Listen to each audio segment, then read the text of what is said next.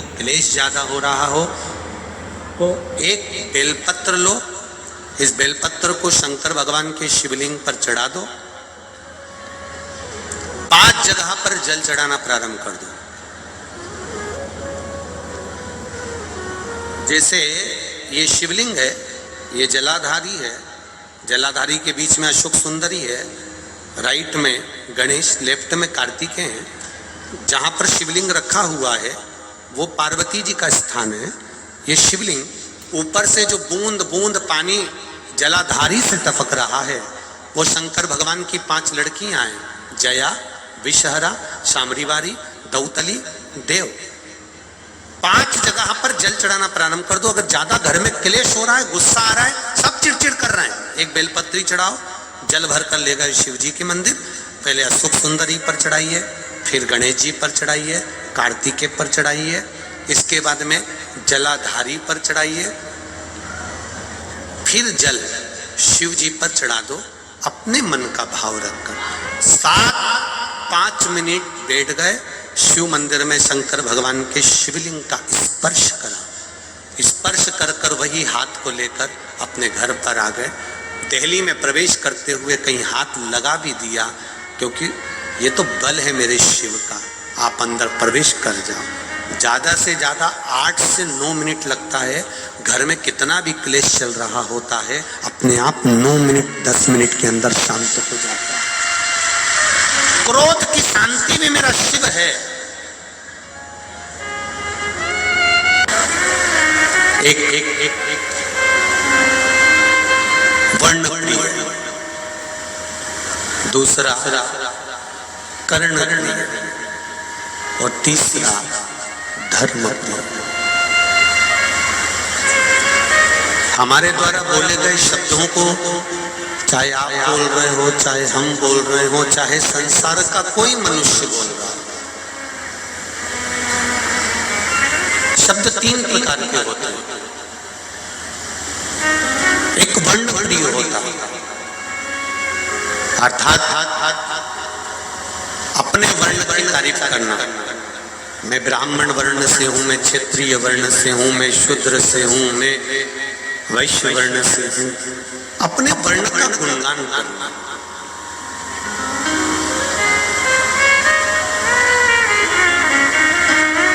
अपनी समाज वालों को एकजुट कर लिया, बाकी की समाज का हमने अपमान कर दिया, या हमने अपशब्द, या हमने आड़ा टेढ़ा बोल दिया, अपने को श्रेष्ठ दिखाया और दूसरे को नीचा गिराया।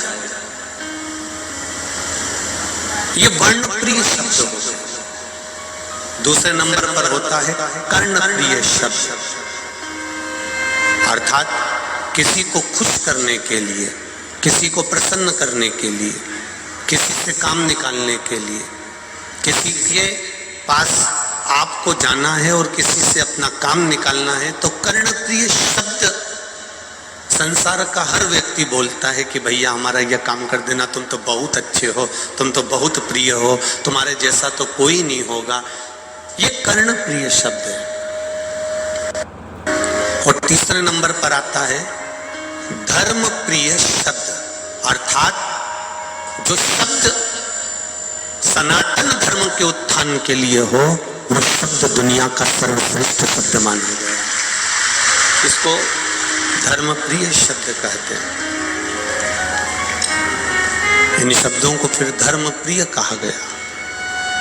एक वर्ण प्रिय है कि हम इस समाज के हैं, हमारा समाज ऊंचा है, बाकी के समाज नीचे हैं, या अन्य वर्ण नीचे हैं। ये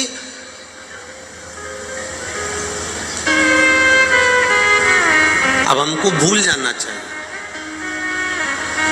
बड़े बड़े शहरों में, बड़ी बड़ी कंपनियों में जब कोई नौकरी करता है तो वो नौकरी करने वाला ये नहीं देखा जाता है कि वो कौन वर्ण का है। कंपनी केवल ये देखती है कि उसकी एजुकेशन कैसी, उसकी विद्या कितनी है, उसकी पढ़ाई कितनी है, उसकी चतुरता कितनी है, उसकी विद्वत्ता कितनी है। 3 शब्द हैं, एक वर्ण प्रिय, एक कर्ण प्रिय और तीसरा है धर्म प्रिय। इन 3 शब्द में सर्वश्रेष्ठ शब्द है धर्म प्रियता, अर्थात हमारे धर्म को हम कैसे बचा सकते हैं, हमारे धर्म को हम कैसे जोड़ सकते हैं, हमारे धर्म को हम कैसे बचाकर पुनः सुरक्षित कैसे कर सकते हैं।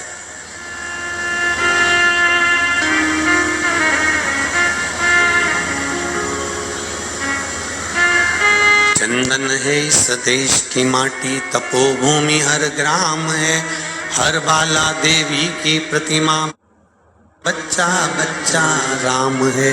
जिसके सैनिक समर भूमि पर गाया करते गीताएं, उसी माटी के हल्के नीचे खेली करती सीता है। यह संपूर्ण जो ब्रह्मांड है, संपूर्ण ब्रह्मांड जितना भी सनातन धर्म का आनंद है, ये संपूर्ण ब्रह्मांड में फैला हुआ।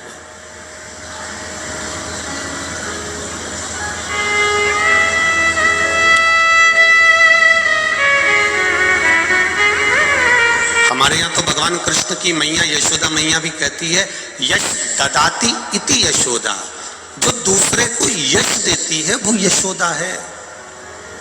अर्थात हम अगर दूसरे को यश दे रहे हैं, हम दूसरे को आगे बढ़ा रहे हैं, तो आप भी यशोदा से कम नहीं हो। हम कई माताओं से कहते हैं आप अपनी बहू को यश देना चालू करिए, बहू आपको यश देना चालू कर देगी, निश्चित है। आप देव तो आपने यश नहीं दिया, आपने अपयश दिया। जरा सी सब्जी बिगड़ी, सब्जी खराब बन गई, सब्जी में मिर्ची ज्यादा हो गई, नमक ज्यादा हो गया, और जरा सी अगर सब्जी बिगड़ी तो उतने में बेटे ने भोजन करने बैठा और उसने कह दिया सब्जी कितनी बुरी बनी है, इतने में सास ने कह दिया ये तेरी बहू ने बनाई है, ये बहू ने बनाई है। अगर सास आकर बोल देती कि बेटा सब्जी बेकार बन गई, मैं बूढ़ी हो गई हूँ, मुझसे देखते नहीं बना, थोड़ा नमक ज्यादा गिर गया होगा, थोड़ी मिर्ची ज्यादा गिर गई होगी। अगर बहू ने सब्जी बनाई है और सब्जी बेकार बन जाए और सास अपने माथे ले ले, तो ये निश्चित है वो बहू सास के चरण कभी नहीं छोड़ सकती। बस थोड़ा सा यश देना सीख जाए, थोड़ा सा यश देना प्रारंभ कर दीजिए। यदि आप यश देंगे तो यश देने पर आपको भी यश अवश्य ही मिलेगा, ये निश्चितता है।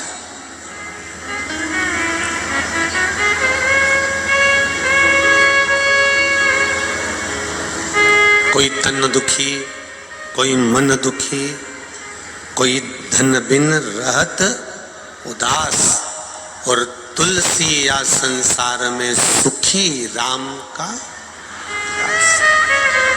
इस संसार में कोई भी सुखी नहीं है, कोई ना कोई किसी ना किसी रूप में दुखी है, ये निश्चित है।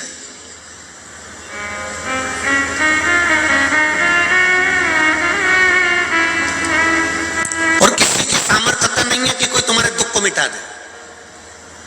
सुन लेना री कानपुर और कल्याणपुर की जीजियों, और जितने भी मेरे जीजा होन बैठे वो भी अच्छे से सुन लेना। आओ, कोई तन से दुखी है, कोई मन से दुखी है, कोई धन से दुखी है, संसार में सब दुखी है।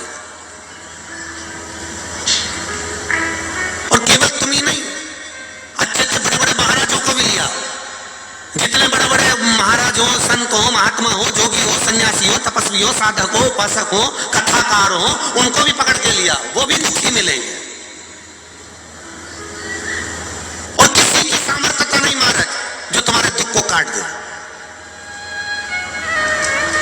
वो दुख कब कटता है? जब हम अपने मन से खुश होते हैं, क्योंकि अपने मन से अगर हम सुखी हैं तो संसार में झोपड़े में भी सुख मिल सकता है। अगर हम मन से सुखी हैं तो संसार में हर जगह सुख मिल सकता है। हम मन से दुखी हैं तो कहीं सुख नहीं मिल सकता, कहीं पे भी सुख नहीं मिलेगा।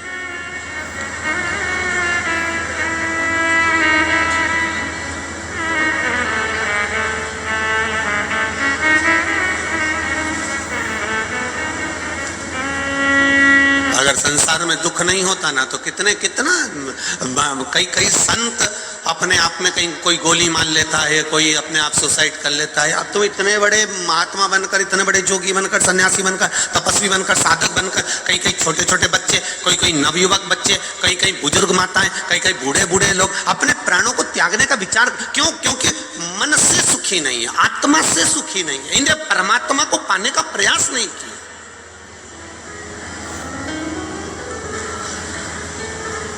ये हवा के दौर में चले।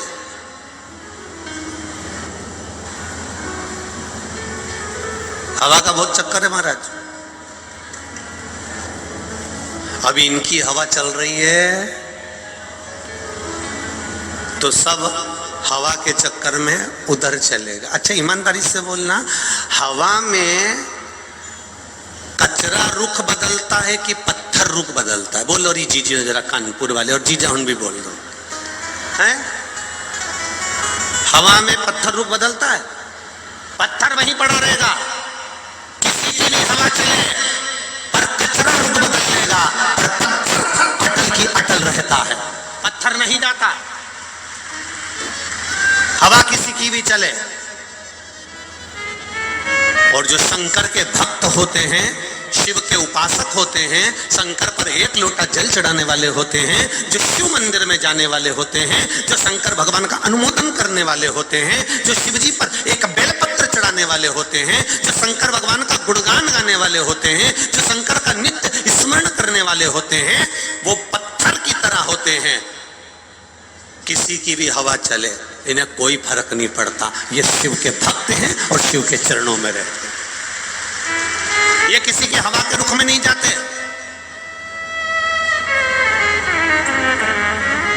जहां थोड़ी बहुत चमक नजर आती है वहां से थोड़े दिन में चमक उड़ जाती है। तुम भी देख लेना, एक सोने की चेन, एक सोने की अंगूठी, एक चांदी का बर्तन, एक तांबे का बर्तन, एक पीतल का बर्तन, एक एल्युमिनियम का बर्तन, एक लोहे का बर्तन, या फिर जाने दो तुम तो, ये बर्तन को भी जाने दो, घर में बहू बच्चे, इनको भी देखना, जब आई थी तो कितनी चमक थी, ऐसा लग रहा था पूरे घर को चमका देगी। 4 दिन में मालूम पड़ा चेहरे की चमक तो थी पर जीवन की नहीं हो पाई। सोने की चेन भी चमक रही थी पर थोड़े दिन में फीकी पड़ गई, चांदी भी चमक रही थी, थोड़े दिन में फीकी पड़ गई। चमक पर मत जाना कभी जिंदगी में, बिल्कुल मत जाओ, चमक पर तो जाना ही नहीं।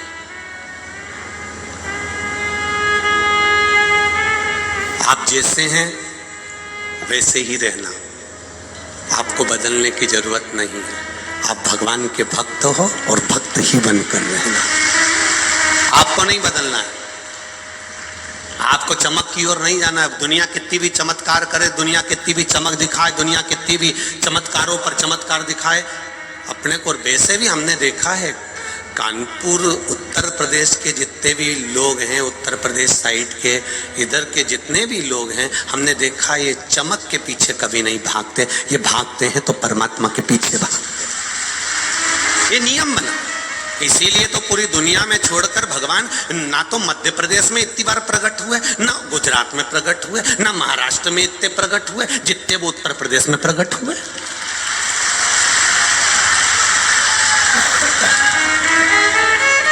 ऐसी कौन सी जरूरत पड़ गई जो उनको उत्तर प्रदेश में बार बार प्रकट होना पड़ा? राम जी उत्तर प्रदेश में आ गए, भगवान कृष्ण उत्तर प्रदेश में आ गए, काशी विश्वनाथ उत्तर प्रदेश में आ गए, बचे कुचे थे तो आनंदेश्वर गंगा जी के तट पर आके बैठ गए। हमें तो आश्चर्य होता है, सब यहीं पर आ गए।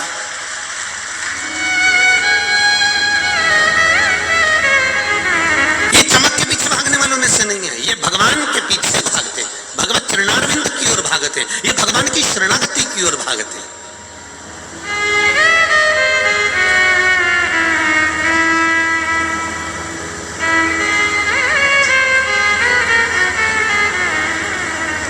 ये फालतू लोगों में उलझते भी नहीं, इतने विद्वान हैं ये, इनके मुंह में अगर गुटखा और पान भरा हो ना तो ये जब तक पान गुटखा 50 रुपए का है, सामने वाले से बात जब करेंगे अगर वो 200 रुपए की बात है तो थूकेंगे, नहीं तो चबाते ही रहेंगे, थूकेंगे भी नहीं, बोलेंगे ही नहीं बीच में, और बोलेंगे भी तो मुंह में भरा रहेगा, बोले ही नहीं है। कितना ही इनसे बोल लो साहब काका जी बढ़िया हो आनंद में, नहीं बोलेंगे। 50 रुपए से ऊपर की बात होगी तो बोलेंगे 50 का गुटखा है, नहीं बोलूंगा। जब तक तुम्हारी बात 200 के लेवल की नहीं आएगी तब तक नहीं थूकूंगा, नहीं तो यही फंसा रखा और आप नहीं बोले, वो बात 200 तक पहुंचना चाहिए, जब तक तो नहीं बोलेगा, जब तक खड़ा ही है, सुन रही है, बैठा है, पर नहीं बोलेगा तो नहीं बोलेगा। और जब बात इनकी चलते चलते 200 के पार कर गई तब फिर क्या बोल रहे थे, अब आया उत्तर प्रदेश, अब आया। यहाँ व्यर्थ में लोग उलझते भी नहीं है। यहाँ का सबसे बड़ा स्नेह है कि यहाँ लोग भक्ति के पीछे भागते हैं, भजन के पीछे भागते हैं, स्मरण के पीछे भागते हैं। इसलिए मेरे रामकृष्ण उत्तर प्रदेश की भूमि पर जन्म लेते हैं, भजन के बल पर भागा गया।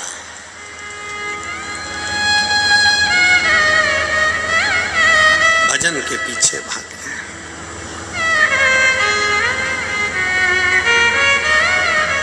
महाराज।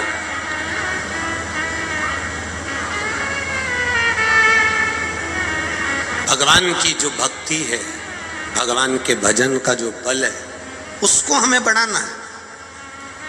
आप करो भगवान का भजन, आप करो मंत्र जाप, आप करो नाम जाप, कहीं नहीं जाना हमको भगवान शंकर की शरणागति के सिवाय। शिव जी को एक लोटा जल चढ़ाना है, शंकर भगवान का गुणगान करना है, शंकर भगवान की भक्ति में डूबना है, शिव स्मरण करना है। उसके सिवाय हमारे को कुछ भी नहीं आता। हम तो ज़्यादा कुछ जानते भी नहीं है, साधारण सी चीज़ है। हम तो बस केवल भगवान का भजन करना जानते हैं, इसके सिवाय कुछ भी नहीं हमारे को नहीं आता।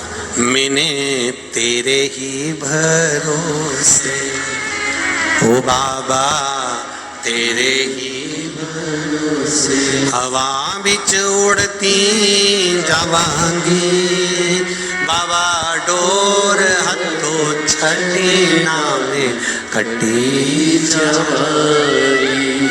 भोले मैं तेरी बदन, शंभू मैं तेरी बदन। भगवान की अविरल भक्ति की ओर चलो। विस्मयता में, भ्रमता में दुनिया के लोग तुमको ले जाने का प्रयास करेंगे, पर हमको नहीं जाना।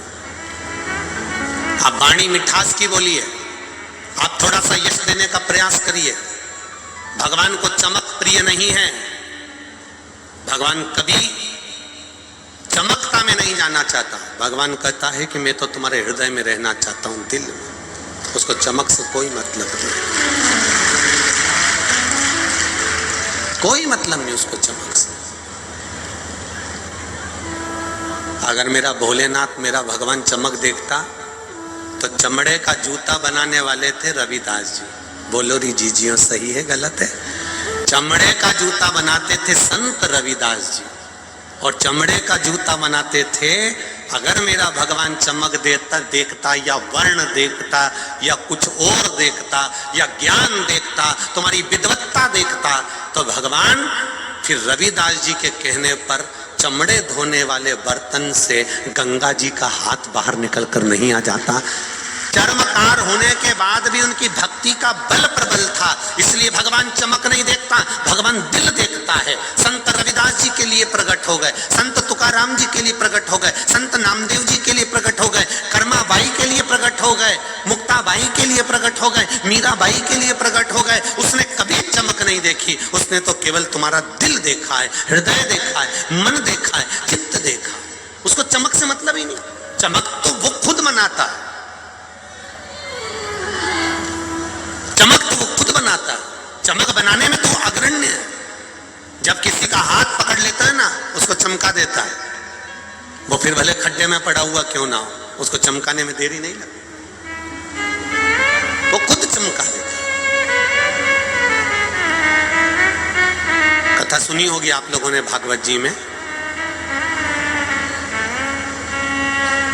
भगवान कृष्ण पर मणि चोरी का इल्जाम लगा।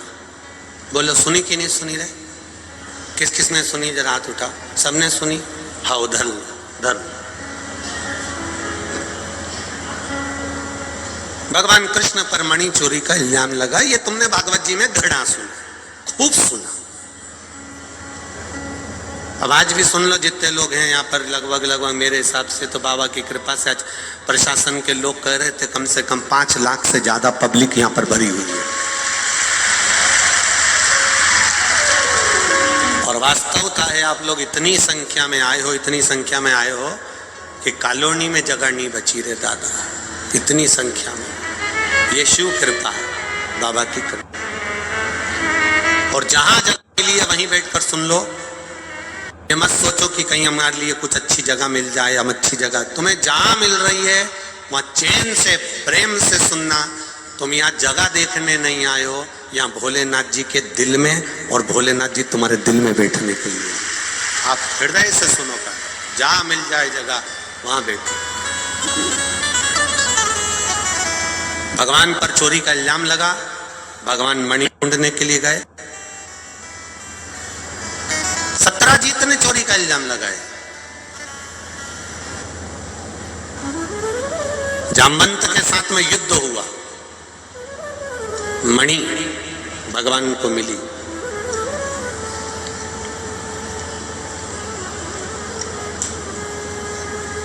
मणि भगवान को मिली। ऐसा नहीं है कि मणि नहीं मिली। जामवंत ने हाथ जोड़कर कहा, प्रभु मैं मणि तो दे दूंगा, पर मेरा एक निवेदन है, मेरी बेटी जामवंती से आप विवाह करो। भगवान ने पूछा, तुम्हारी बेटी जामवंती कैसी लगती है? तो कहा, जैसा बाप है वैसी बेटी है। अब बाप कौन था? जामवंत, रीछ, भालू। अब भालू की बेटी, रीछ की बेटी, बोलो तो। अब रीछ की बेटी कोई हीरोइन तो होगी नहीं। अब रीछ की बेटी भी रीछड़ी होगी। अपने यहाँ तो सीधे कहते हैं बकरा बकरी की छोरी बकरी, ऊंट की ऊंटनी। अपन बोले कि नहीं बोले? साधारण साधारण भाषा में अपन लोग कह देते। अब रीछ की बेटी, जामवंत की बेटी, जामवंती। भगवान ने कहा तुम्हारी बेटी कैसी है? तो जामवंत ने कहा मेरे जैसी लगती है। तुम्हारे जैसा लंबा मुंह? हाँ। भालू जैसा मुंह? हाँ। तुम्हारे जैसे चेहरे पर बाल? हाँ। तुम्हारे जैसे बड़े बड़े नख? हाँ। पूरे शरीर पर बाल? हाँ। ऐसी कैसी है? मेरे को देख लो और मेरी बेटी को देख लो।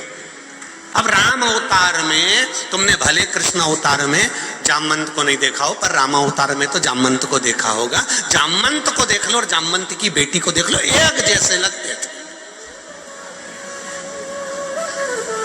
भगवान कृष्ण ने मन में सोचा, बताओ लड़की से विवाह कर रहा है, कम से कम देख तो लेता कि दूल्हा कितना सुंदर है। और दुल्हन ऐसी दे रहा है, रीछ की छोरी रीछड़ी। ये जामवंत अपनी बेटी से विवाह कर रहा है। प्रभु कुछ भी करो पर मेरी बेटी को। तुमने राम अवतार में मैंने कहा था आपसे कि मेरी बेटी से आप विवाह कर लीजिए। आपने कहा था एक पत्नी व्रत का पालन कर रहा हूं मैं, दूसरा विवाह नहीं कर सकता। आपने कहा था अगला अवतार होगा तब मैं तुम्हारी बेटी से विवाह करूंगा, इसलिए विवाह तो करना पड़ेगा। भगवान कृष्ण ने मन में सोचा, राम अवतार में वचन दे दिया था, हमने देखा नहीं था। अगर हम देख लेते तो उसी अवतार में हम मना कर जाते कि हम विवाह नहीं करेंगे। विवाह तो करना पड़ेगा। बुलाओ जामवंती को। द्वारकाधीश ने बुलवाया जामवंती को। जामवंती सामने खड़ी थी, बिल्कुल रीछ जैसा मुंह, लंबे लंबे बाल, नख, शरीर पे बाल ही बाल। जामवंती हाथ जोड़कर कहती है, मुझसे विवाह कर लो। भगवान कहते हैं मैं तुमसे विवाह तो कर लूंगा, पर शर्त एक है। क्या? जब तक मैं नहीं बोलूंगा तब तक तुम किसी को मुंह नहीं दिखाओगी। तुम अपना शरीर का एक नख भी नहीं दिखना चाहिए तुम्हारे शरीर का। जो आज्ञा प्रभु, बस शादी कर लो।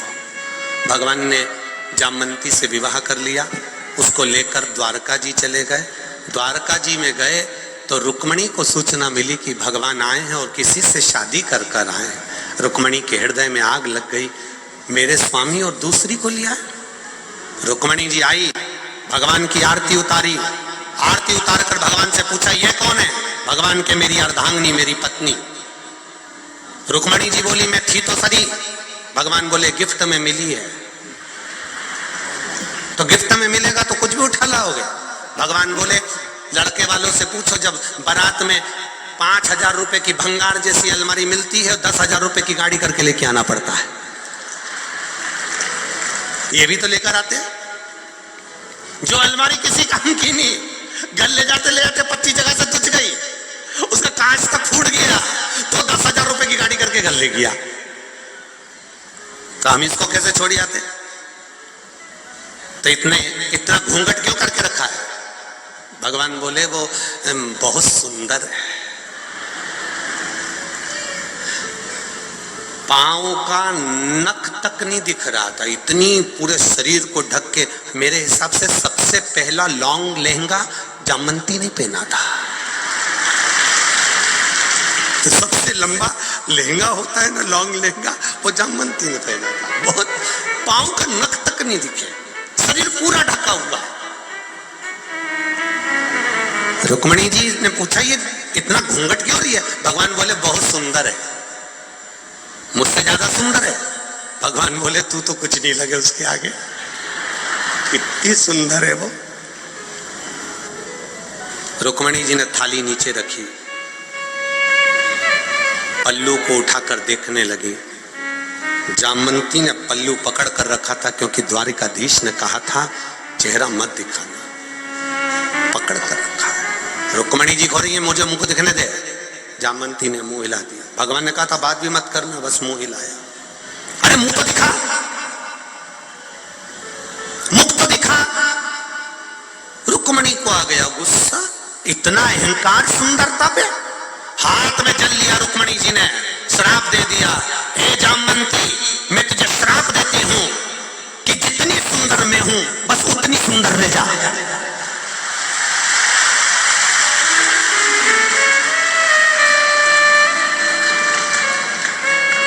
भगवान ने कोनी मार के कहा अब उठा दे, अब उठा तू घूंघट। और जो रुक्मणी जी के सामने जामवंती ने अपना घूंघट उठाया, जामवंती रुक्मणी जैसी सुंदर हो गई। भगवान के चरण पकड़ लिए कि तू चमक से दूर रहता है पर कंकर को भी चमकदार बना देता है। तू है वो मेरा परमात्मा है, वो मेरा द्वारिकानाथ, मेरा भोलेनाथ, मेरा विश्वनाथ, मेरा गोवर्धननाथ, मेरा शिव, मेरा राम, मेरा कृष्ण है, जो कंकर को भी चमकाकर हीरा बना देता है। एक साधारण से घोड़े पर से उठाकर उसको भी कहीं ऊंचे सिंहासन पर बिठा देता है। और ये तो मेरा शंकर है, जो चमक से मतलब नहीं रखता, वो केवल तुम्हारे हृदय से मतलब रखता है। आप दिल से एक बार भगवान के हो जाओ, वो तुम्हें कब चमका देगा, किस तरह से चमकाएगा, वो ही जान सकता है, उसके सिवा कोई नहीं। एक पत्र आया, पत्र एक तो बहुत सारे री जीजियों।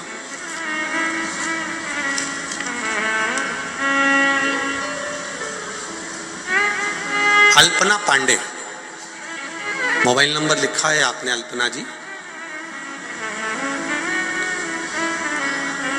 शिव जी की महिमा का क्या बखान करूं गुरुदेव। मैं अल्पना पांडे, श्री संजय पांडे, बर्रा 6 कानपुर की निवासी हूं। कहीं बैठी हूं अल्पना जी तो हाथ हिलाइएगा, आपके दोनों कहीं बैठी हूं तो हाथ हिलाइएगा। अल्पना जी पांडे कहीं बैठी हो, इधर हैं क्या कोने में?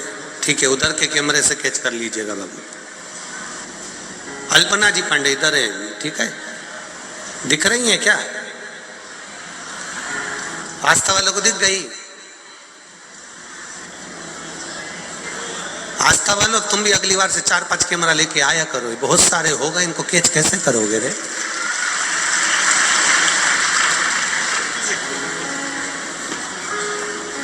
अल्पना जी पांडे, मैं अल्पना पांडे, श्री संजय पांडे, बर्रा 6 कानपुर की निवासी हूँ। शिव जी की कृपा का क्या बखान करूं गुरुदेव, मैं क्या वर्णन करूं।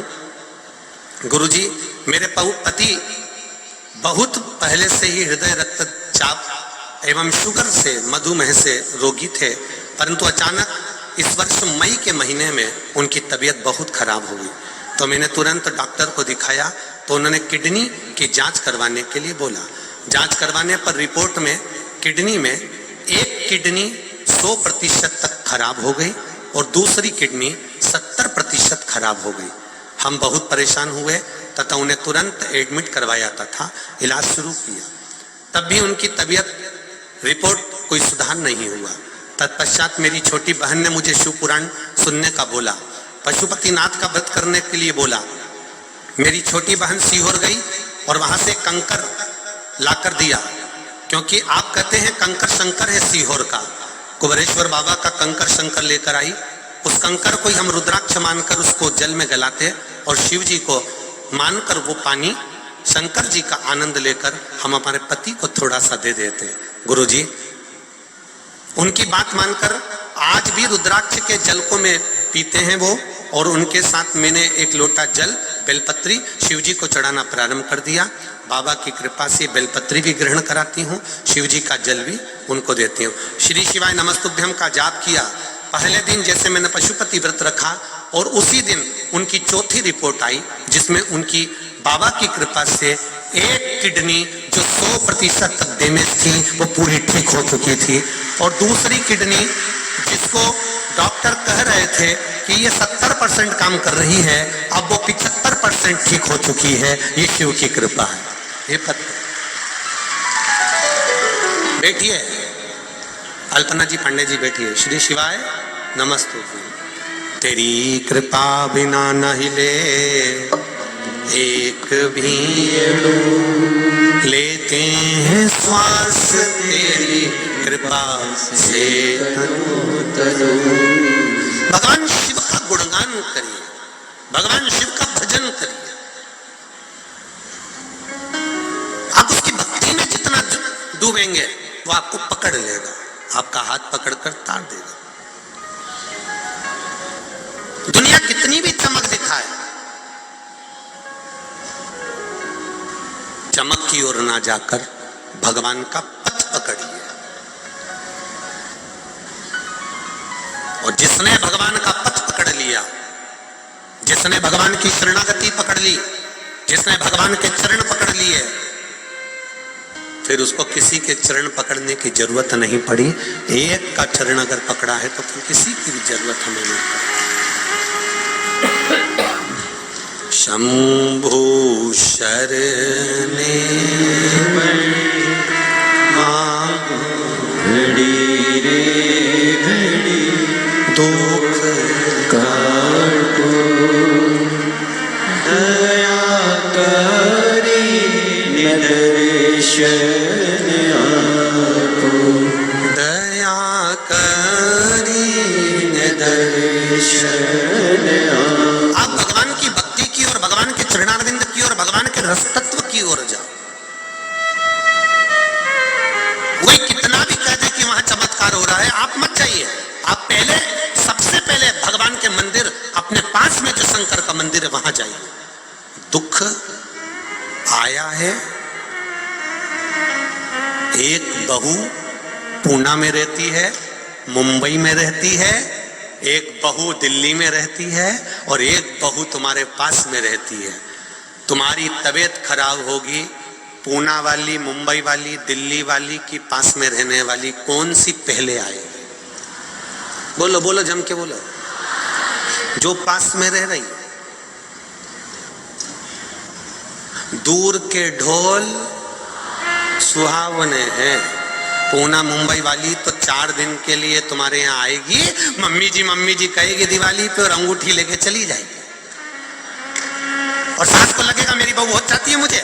दूर के ढोल सुहावने, निवेदन है, दूर से आई है, केवल दिवाली पर 8-15 दिन पति ने सिखा के लाया है, तो चुप रहना, तेरे पांव पड़ू, हाथ जोड़ू। 15 दिन तो रहना है, टिकट कराएंगे, अपन चल देंगे, बस मम्मी के आगे पीछे रहना, पापा को जय जय श्री जी राधे कहते रहना, उनको चाय बनाकर देते रहना, उनको आगे आगे काम करते रहना। बाहर से आई और उसने खूब सेवा करी, सास को लगा इसके बराबर कोई नहीं है। मेरा निवेदन है सासुओं से 2 महीने के लिए चलेगा पूना।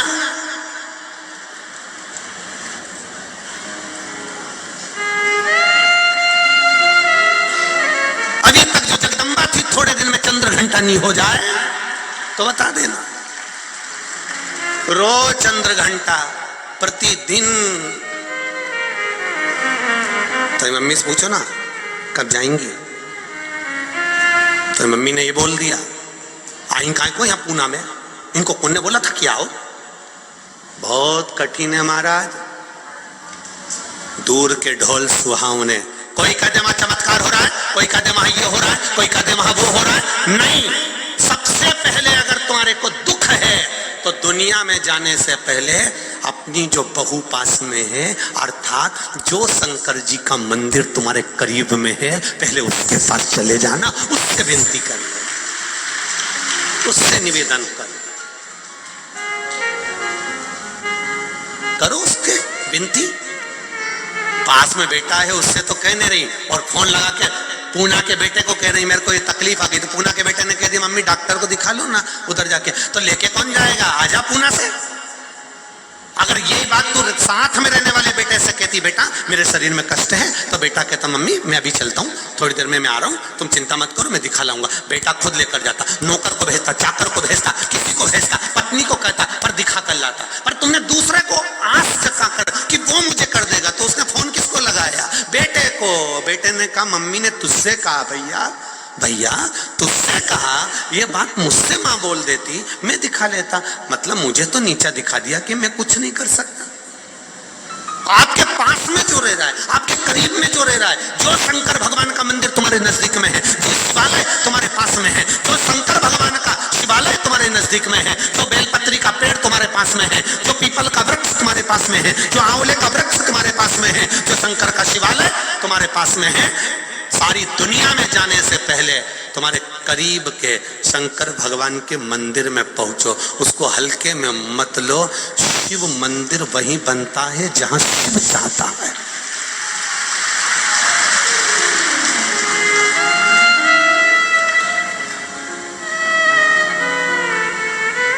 कानपुर में बैठा है आनंदेश्वर महादेव, उसका नाम पूरी दुनिया से हटकर है आनंदेश्वर, कि मैं भी आनंद में रह रही हूं तुम भी रहो।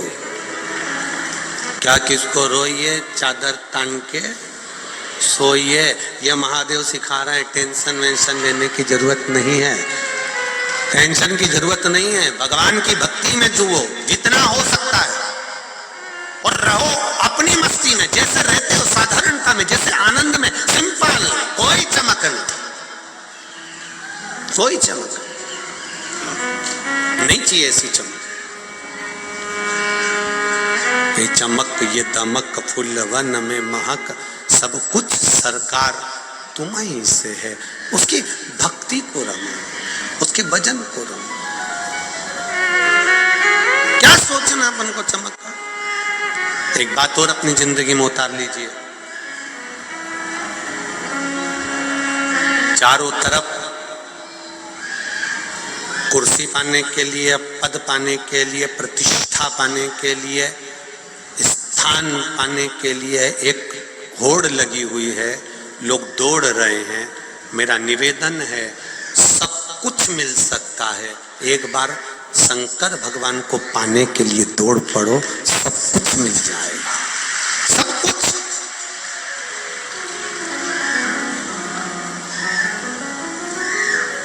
वो साधारण नहीं है, वो सब कुछ मिल सकता है, सिंपल। बड़ा है दयालु भोलेनाथ डमरू वाला, जिसके गले में विषधर काला, विषधर काला, वो नीलकंठ वाला, भोलेनाथ डमरू वाला, बड़ा है दयालु भोलेनाथ डमरू वाला।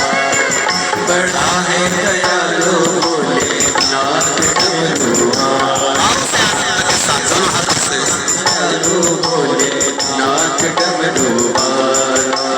ओ बड़ा है दयालु भोले नाथ डमरू वाला। बड़ा है दयालु भोले नाथ डमरू वाला। जिनके गले में विष धरे काला, ओ नीलकंठ वाला भोलेनाथ डमरू वाला। ओ बड़ा है दयालु भोले नाथ डमरू वाला। बड़ा है दयालु भोले नाथ डमरू वाला।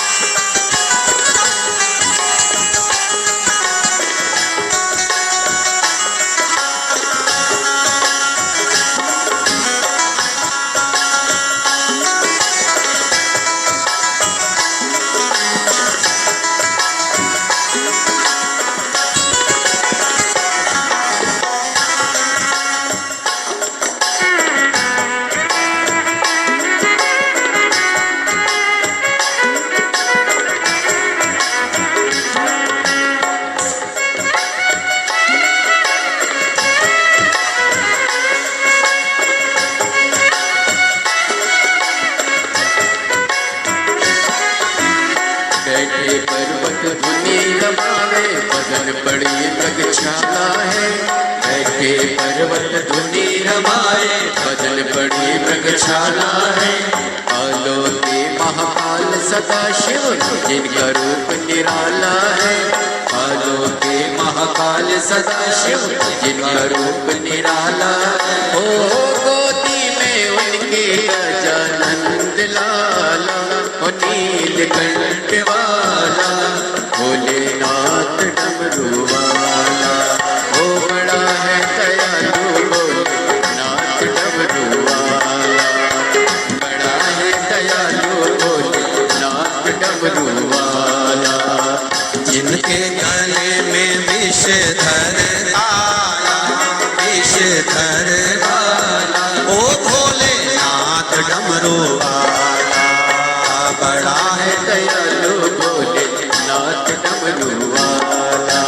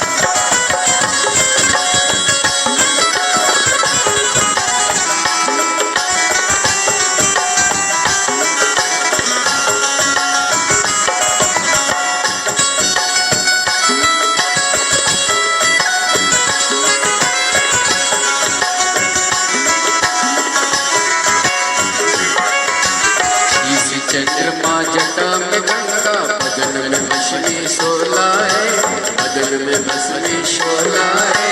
शीश चंद्रमा जटा में गंगा, बदन पे भस्मी शोला है, बदन पे भस्मी शोला है।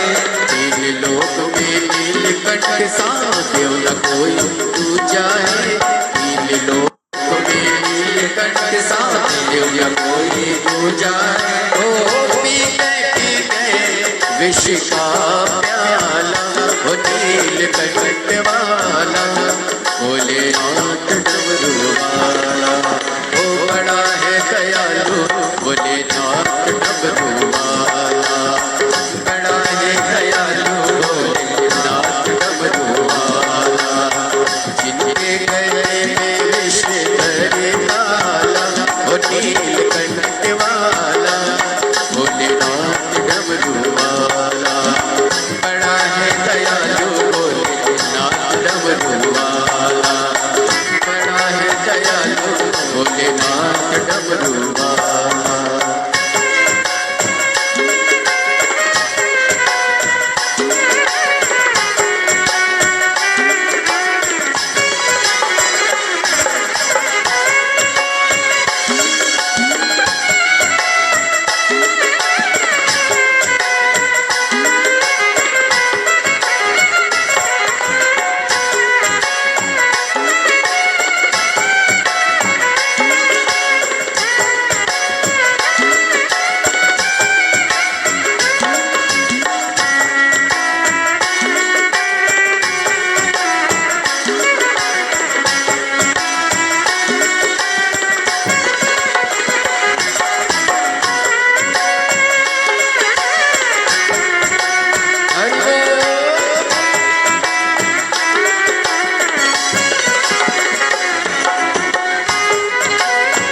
बड़े आनंद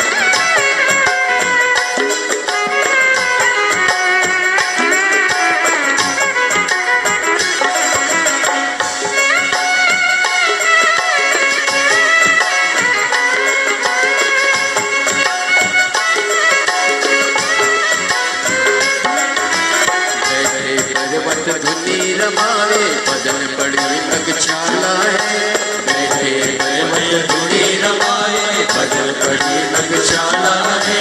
कालों के महाकाल सदा शिव, जिनका रूप निराला है, कालों के महाकाल सदा शिव, जिनका रूप निराला है। ओ गोदी में उनके गजानंद लाला, ओ नीलकंठ वाला, भोलेनाथ डमरू वाला, बड़ा है दयालु भोलेनाथ डमरू वाला, बड़ा है दयालु भोलेनाथ डमरू वाला। जिनके गले में विष धरे काला, ओ नीलकंठ वाला, भोलेनाथ डमरू वाला, बड़ा है दयालु भोलेनाथ डमरू वाला, बड़ा है दयालु भोलेनाथ डमरू वाला, बड़ा है दयालु भोलेनाथ डमरू वाला, बड़ा है दयालु भोलेनाथ डमरू वाला, भोलेनाथ डमरू वाला, भोलेनाथ डमरू वाला, भोलेनाथ डमरू वाला, भोलेनाथ डमरू वाला, भोलेनाथ डमरू वाला।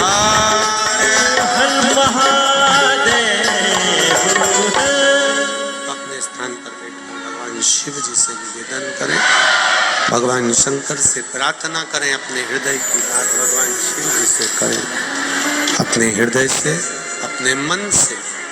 देवाधिदेव महादेव से अपनी जगह पर बैठकर भगवान शिव से दिल की बात कहिए, भगवान देवाधिदेव महादेव से। श्री शिवाय नमस्तु, श्री शिवाय नमस्तु, श्री शिवाय नमस्तु, श्री शिवाय नमस्तु।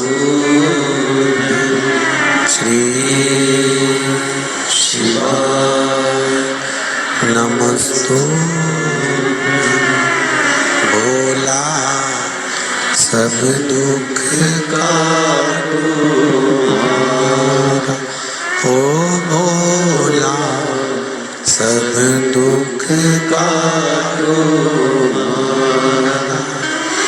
शिव शंकर जपू तेरी माला, बोले बाबा जपू तेरी माला, भोला सब दुख काटो हमारा, ओ भोला सब दुख काटो। वेश है मंगल मंगलकारी, वेश है मंगल मंगलकारी, शमशान वासी हमारा, शमशान वासी हमारा, भोला सब दुख काटो हमारा, ओ भोला सब दुख काटो। भगवान शिव से अपने हृदय की बात कहे, शिव कथा कह रही, एक समानता का जीवन जिए।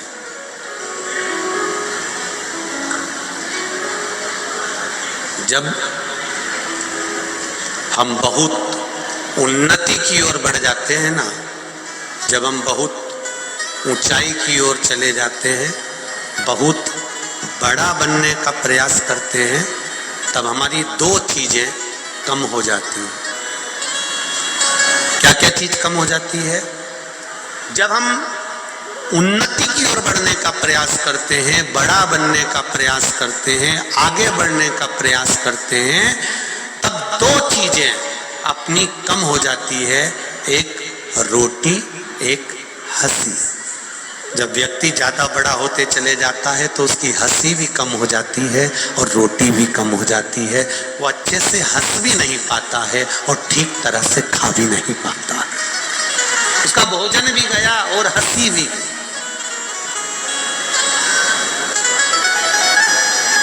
ना वो भोजन प्रेम से कर पाता है और ना वो ठीक तरह से चार लोगों में बैठकर हंस पाता है कि मुस्कुरा पाता है, उसकी हंसी भी चली जाती है।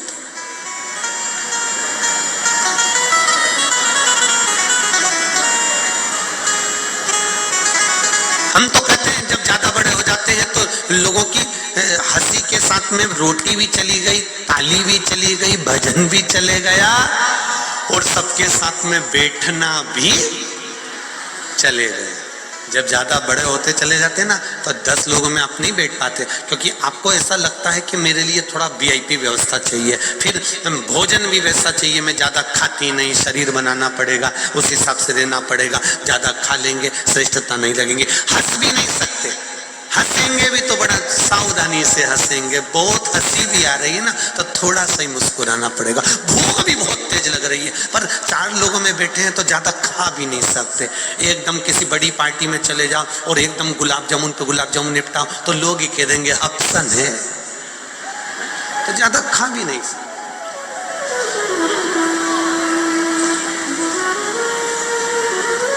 छोटे बनकर आप कुछ भी कर सकते, छोटे बनकर अपनी जिंदगी को मस्त जी सकते हो। कथा कह रही है, भगवान शिव का चरित्र कह रहा है, भगवान शंकर का गुणगान कह रहा है। हेन कशिपु तप करा, वर प्राप्त करा, ना नीचे मरू, ना ऊपर मरू, ना अंदर मरू, ना बाहर मरू, ना अस्त्र से मरू, ना शस्त्र से मरू, ना दिन में मरू, ना रात में मरू, ना 12 महीने में मरू। और उसी के घर में बालक ने जन्म लिया जिसका नाम था प्रहलाद। अब जरा समझिएगा इस कथा को। ये कथा तो आपने भागवत जी में भी सुन रखी है, पर शिव महापुराण में ये कथा क्यों दी गई? उसका केवल एक कारण है, भगवान के चरणों के प्रति विश्वास।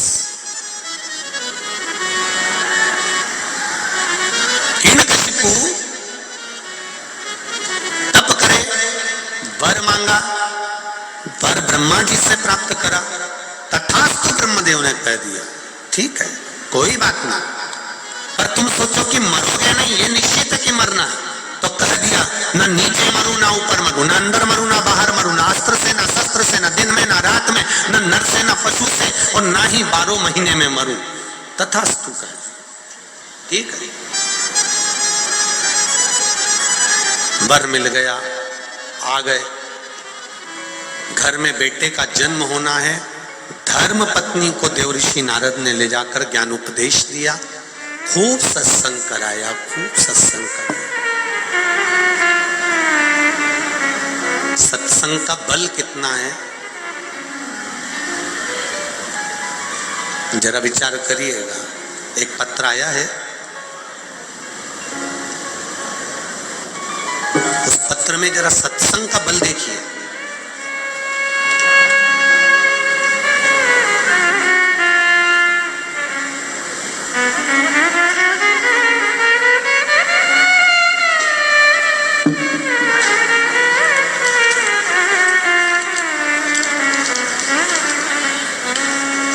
इन पत्रों से ये मालूम पड़ता है कि भगवान शंकर के प्रति आपका विश्वास कितना, भरोसा कितना है। इस पत्र में दिल्ली के हॉस्पिटल की पूरी रिपोर्टें लगाई गई हैं,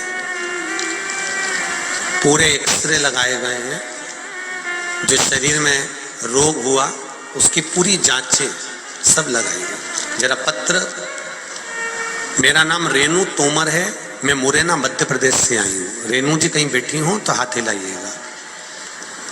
रेणु तोमर मुरैना मध्य प्रदेश से हैं, कहीं बैठी हो तो हाथ हिलाइएगा। जहां भी बैठी हो अपना दोनों हाथ अवश्य हिलाइएगा। कहीं बैठी हो, इधर है क्या? अच्छा ठीक है, दोनों हाथ हिला दो। रेणु जी हमें दिख तो नहीं रही हो, पर आप दोनों हाथ हिला दीजिए उधर। गुरु जी शिव महिमा का क्या मैं बखान करूं। 10 जून 2022, अभी कौन सा महीना चल रहा है? 11वां है नवंबर का, ये जून की बात है। 10 जून 2022 में मेरी माँ को हार्ट में दर्द होने लगा, तो फिर उन्हें ग्वालियर में डॉक्टर ने सीटी स्कैन कराया, तो उनको क्लॉट नजर आया। तो फिर से डॉक्टर ने दोबारा से सीटी स्कैन कराया, तो उसमें डॉक्टर ने उन्हें लंग्स में कैंसर की गांठ बताई और बोला कि इनको जल्द ही कैंसर हॉस्पिटल में भर्ती करो। कीमो कराने का बोला। उस समय हमें कुछ समझ में नहीं आया, और फिर हमारे यहाँ हम उनको मंदिर देवालय का भी स्मरण कराए, और अंत में हम उनके लिए बाबा से विनती करते रहे, बाबा को निवेदन करते रहे। फिर हम उनको चौतराम अस्पताल में दिखाने के लिए लेकर गए। फिर पीटी स्कैन हुआ, और उस पीटी स्कैन में डॉक्टर ने 3 कैंसर की गांठ बताई और बोला कि आपकी मम्मी के लंग्स में जो 3 गठाने हैं वो कैंसर की हैं। और उस डॉक्टर ने वही जांच को बेंगलोर भेज दिया।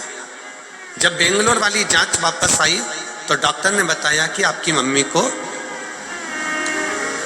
कैंसर है, और इनको 46 हजार रुपए की कुछ दवाइयां हैं, वो इनको देना चालू करना पड़ेगा। फिर कीमो का क्रम चालू करेंगे, जांच करेंगे। करते करते उसी जगह पर जहां पर मम्मी को एडमिट किया था, पास में ही एकांत में मैं बैठी हुई थी, और किसी ने बोला कि आप कुंदकेश्वर महादेव के नाम से 1 लोटा जल शिव जी को चढ़ाओ, और वहां से एक बेलपत्री लेकर आ जाओ, और भगवान शंकर को याद करो, कुबेरेश्वर महादेव को याद करो, कुंदकेश्वर महादेव को याद करो। मैंने वो जल लाकर माता को देना प्रारंभ करा, बेलपत्री खिलाना चालू करी। फिर बाबा की कृपा ऐसी हुई, गुरुदेव भगवान शंकर की शिव महापुराण की कथा मम्मी को सुनाना प्रारंभ कर दिया। बाबा की 46 हजार रुपए की टेबलेट भी हम लोगों ने जैसे तैसे मंगवा ली और देने के लिए आतुर हुए। पर बाबा की कृपा ऐसी हुई गुरुदेव, दूसरी जब रिपोर्ट आई तो डॉक्टर मेरे पिताजी ने मुझे फोन कर कर बोला कि बेटा दूसरी जो रिपोर्ट आई है उसमें जो 3 गांठें थी, एक भी गांठ कैंसर की नहीं रही, सारी गांठ समाप्त हो गई। उसकी जांच ये भेजी है, फोटो भी भेजे हैं, जांच की रिपोर्ट भी भेजी है, जिसमें पहले कैंसर बताया गया था, वो भी आप टीवी पर देख सकते हैं। उसमें गठाने निश्चित बताई गई और बाद में गठाने गायब भी हुई, वो भी कैंसर की रिपोर्ट में वर्णित है। एक रिपोर्ट में कैंसर है और दूसरी वाली में कैंसर गायब। ये शिव है, आपका विश्वास, आपकी जागरूकता। एक पत्र और है बड़ा सुंदर।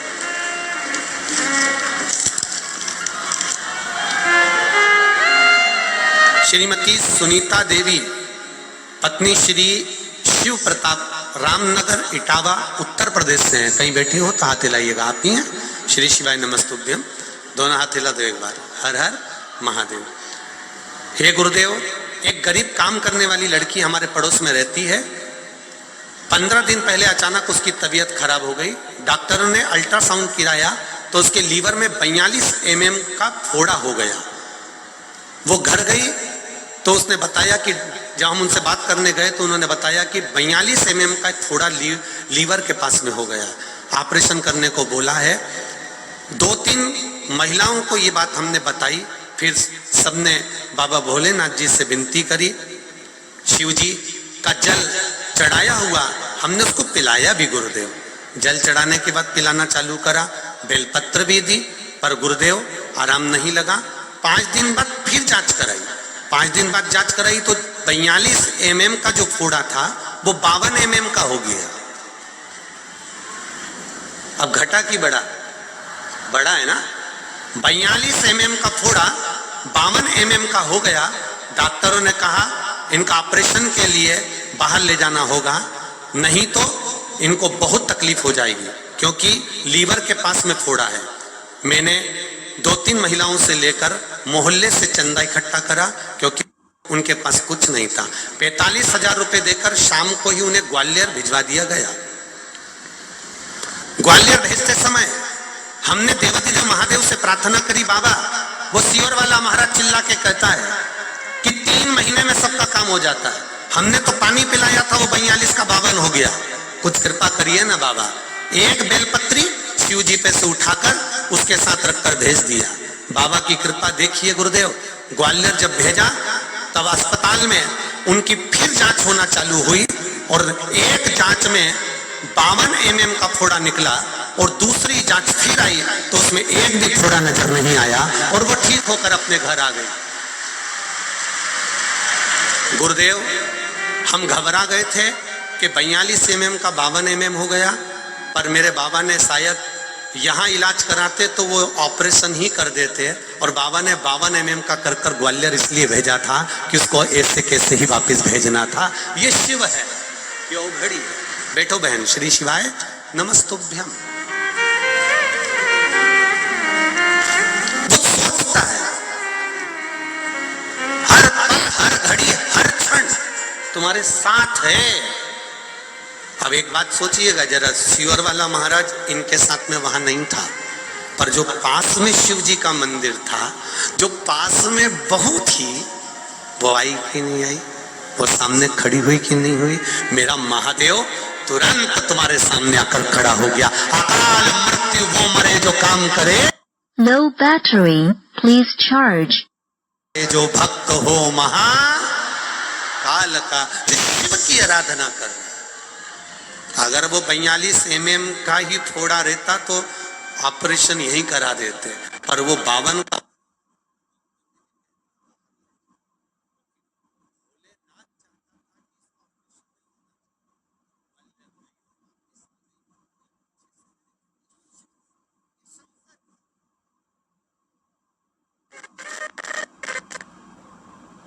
शिव मंदिर में जाओ, भगवान शिव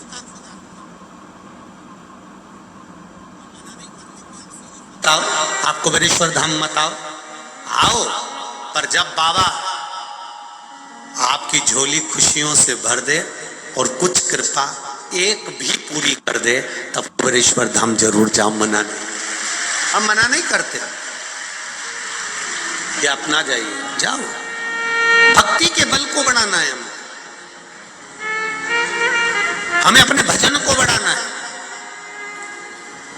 हमें अपने कीर्तन को बढ़ाना है।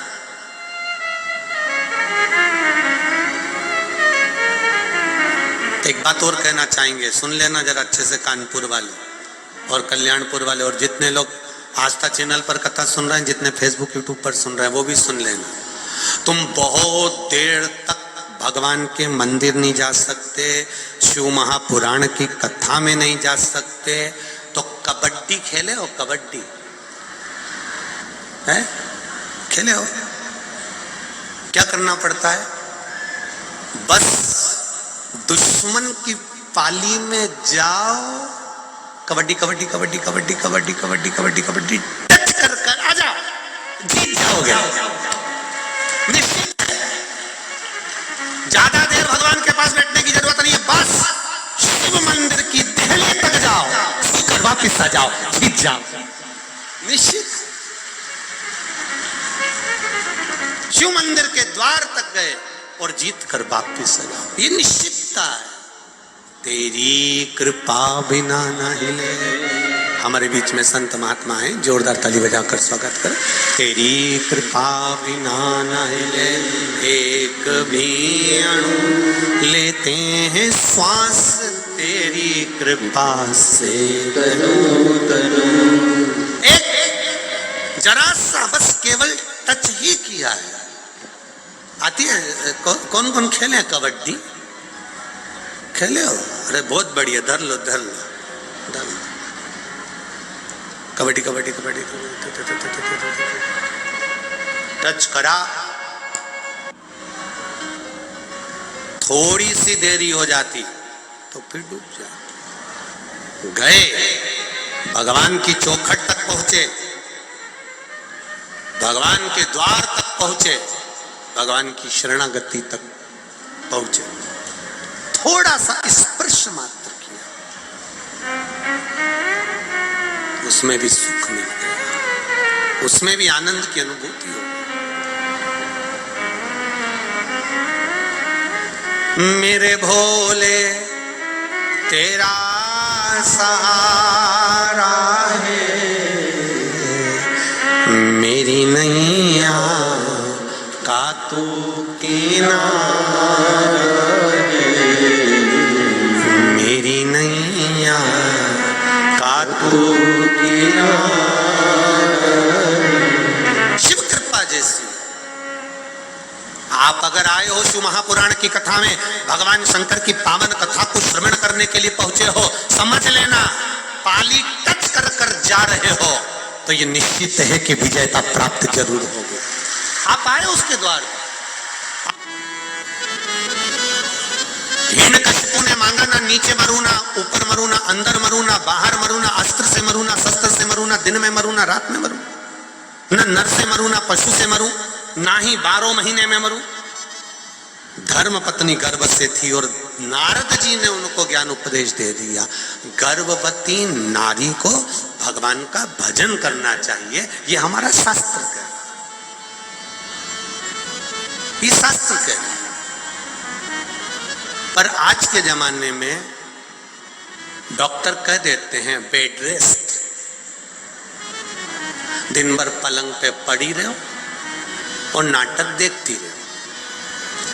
औलाद भी जो पैदा हुई वो आते से ही नाटक करना चालू कर देती है, वो भी नाटक करती। गोदी में रखो तो चुप, जमीन पे सुलाओ तो पे पे करे, ये नाटक नहीं तो क्या। फिर बूढ़ी बूढ़ी माताएं भी कहने में पीछे नहीं हटती, वो भी कह देती हमारी भी 4-4 5-5 औलाद थी री बहू, खिला दो पिला दो पटक दो खेलती रहे, तूने अनोखी औलाद पैदा करी, धन्य है ऐसी औलाद पैदा करी। फिर माताएं भी कह देती, कहने में कोई चुकता क्या। करो भजन, करना चाहिए, उसमें कोई विशेष।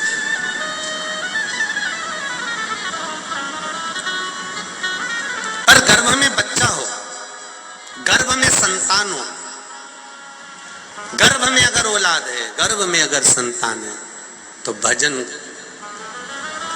शिव का भजन, एक माता ने अपने एक प्रश्न को लिखा था कल के पत्र में, पत्र शायद पीछे होंगे, आप लोग बाद में पढ़ सकते हैं। पत्र में एक माता ने प्रश्न लिखा था, क्या नारी भगवान शंकर के शिवलिंग का निर्माण कर सकती है पूजन शिवलिंग बनाकर? तो हम तो हमेशा कहते आए, हमने हमेशा आपसे कहा है कि शिवलिंग का निर्माण कोई भी कर सकता। ये जरूरी नहीं कि ब्राह्मण ही शिवलिंग बनाएगा, क्षत्रिय ही शिवलिंग बनाएगा, वैश्य ही बनाएगा, शूद्र ही बनाएगा, या पुरुष ही बनाएगा, या नारी ही बनाएगी, कोई भी।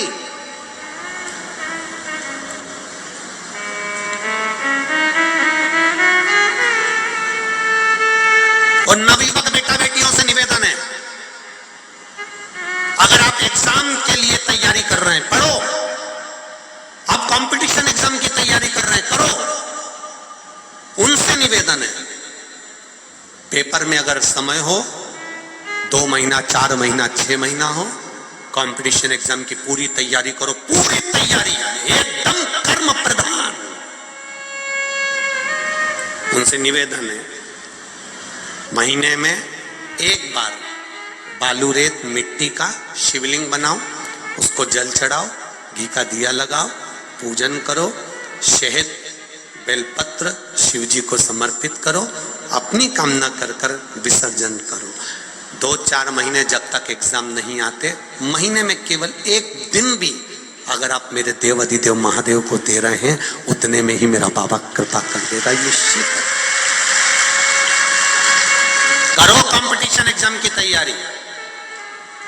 और जिन जिन ने नौकरी की तैयारी करी है, भले प्राइवेट की कर रहे हो चाहे सरकारी की कर रहे हो, मेरा बच्चों से, बेटों से, बेटियों से निवेदन है, खूब पढ़ो, दिल से खूब अच्छा नंबर लाओ, खूब मेहनत करो, पर साथ में शिव महापुराण को विश्वास मानकर भगवान शंकर का अनुमोदन कर कर, विनती कर कर, फिर कंपटीशन एग्जाम में या कहीं इंटरव्यू देने जा रहे हो, वहां भी शिव का श्री शिवाय नमस्तुभ्यम जप कर बाबा को दिल में बिठाकर एग्जाम दीजिए।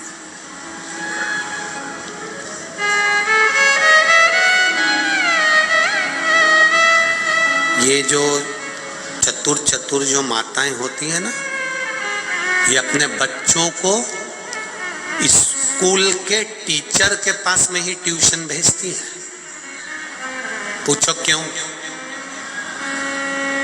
हम बोले उससे अच्छा तुम ही बोल दो। क्यों? स्कूल के टीचर के पास में ट्यूशन भेजती है, और स्कूल के टीचर के पास में ट्यूशन इसलिए भेजती हैं कि जब बच्चे का एग्जाम का समय आएगा, बोलो री जीजियो, एग्जाम का समय आएगा, तब ये स्कूल की जो टीचर है वो थोड़ा देख लेगी। अब बच्चा एग्जाम दे रहा है, जिसके पास उसने ट्यूशन पढ़ी है, वो टीचर घूम रहा है। टीचर जब घूम रहा है और टीचर जब इधर से उधर घूम रहा है, और महाराज जब टीचर इधर से उधर घूम रहा है तो बच्चे को लगता है कि मैंने इन्हीं के पास ट्यूशन पढ़ी है, मेरे सर मुझे बताएंगे, मेरे टीचर मुझे दिखाएंगे, कुछ बता देंगे। पर टीचर एग्जाम के उस कक्ष में अपने स्टूडेंट को कुछ नहीं बताता है। ये टीचर की मर्यादा है, बताता नहीं है, उसकी मर्यादा में रहता है। एग्जाम दो, एग्जाम तुम दीजिए, पर टीचर एक बात जरूर कह देता है, तो चिंता मत कर, एग्जाम दे, लिख पढ़, चिंता मत कर, रिजल्ट बनाना मेरे हाथ में है। उसी तरह देव अधिदेव महादेव कहते हैं, खूब पढ़ाई करो, दिल से पढ़ो, दिल से आगे बढ़ो, खूब पढ़ो, पर शंकर भगवान पर विश्वास भरोसा जड़ी रखना क्योंकि रिजल्ट बनाना देवाधिदेव महादेव के हाथ में। पढ़ो, खूब पढ़ो। मैंने तेरे ही भरोसे बाबा, तेरे ही भरोसे हवा विच उड़ती जवानी बाबा, डोर हट छड़ेना में कटी जवानी भोले मैं तेरी पतन शंभो मैं तेरी पतन। दिल से कहो। प्रहलाद का जन्म हुआ माता के गर्भ से। देवऋषि नारद ने ज्ञान उपदेश दिया। वो ज्ञान इतना प्रबल था देवऋषि नारद का दिया हुआ कि गर्भ से जो बालक हुआ उसने आते से भगवान के नाम का आह्लाद करा और उसका नाम प्रहलाद हो गया। ले गए हिरण्यकशिपु को मालूम पड़ा, घर लेकर गए, पर गर्भ का ज्ञान प्रबल ज्ञान था, बहुत प्रबल ज्ञान, खूब पड़ा। और मेरा निवेदन है, शुगर की बीमारी, मधुमेह की बीमारी पिता को होती है तो बेटे को आ जाती है। बोलो री जी जो सही है कि गलत है? बाप को होती है तो बच्चों को आ जाती है। जब शुगर की बीमारी बाप को है तो बेटे को आ गई, बाप को है तो बेटी को आ गई। पर एक बात समझ में नहीं आती कि पिता इतना धर्मात्मा है, इतना पुण्यात्मा है, तो फिर इस पुण्य आत्मा के जैसा हृदय ये छोरे में क्यों नहीं आया है? बीमारी आ सकती है। उसको शुगर थी तो इसको भी आ गई, उसको मधुमेह था तो इसको भी मधुमेह आ गया। डॉक्टर भी पूछते हैं तुम्हारे पिताजी को शुगर थी क्या? हाँ साहब उनको शुगर थी, तो तुमको भी है, थोड़ा ना थोड़ा अंश है। कारण मेरा निवेदन केवल इतना सा है, पिता का जैसा धर्म है, पिता जैसे भगवत भजन में लगा है, पिता जैसे धर्म में लगा है, सुंदर संस्कारों में लगा हुआ है, सनातन धर्म को आगे बढ़ाने में लगा हुआ है, अच्छे कर्म को आगे बढ़ाने में लगा हुआ है, ऐसा पुत्र होना चाहिए। पर आजकल कहने और करनी में अंतर है बहुत। ये एक माता जी ने लिखा है कि गुरुजी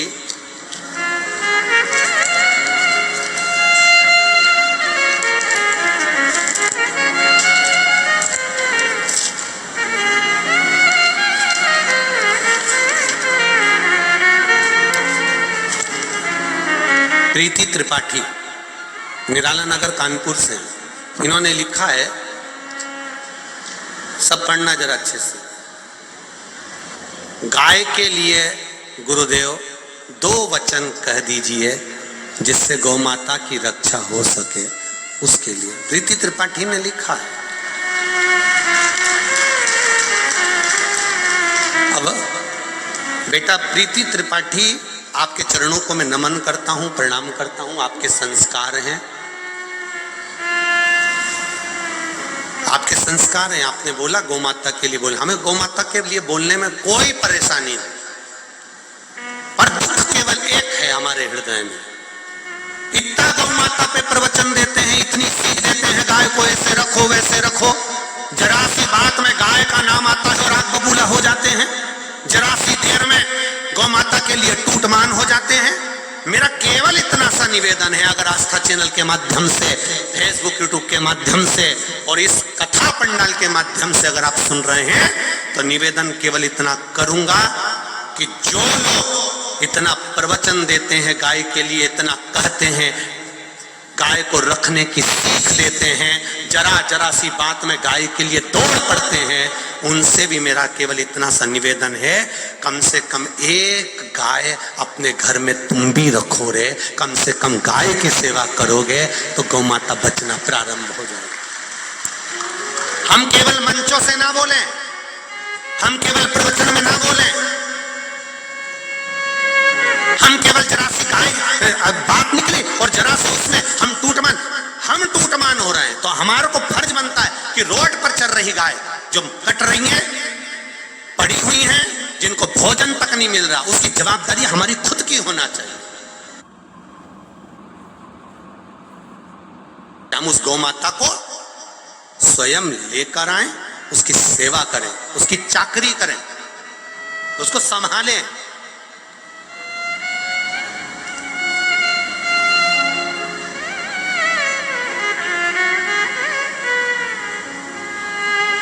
पहले 322 ब्रेसिंग मशीन वाले कत्ल खाने थे।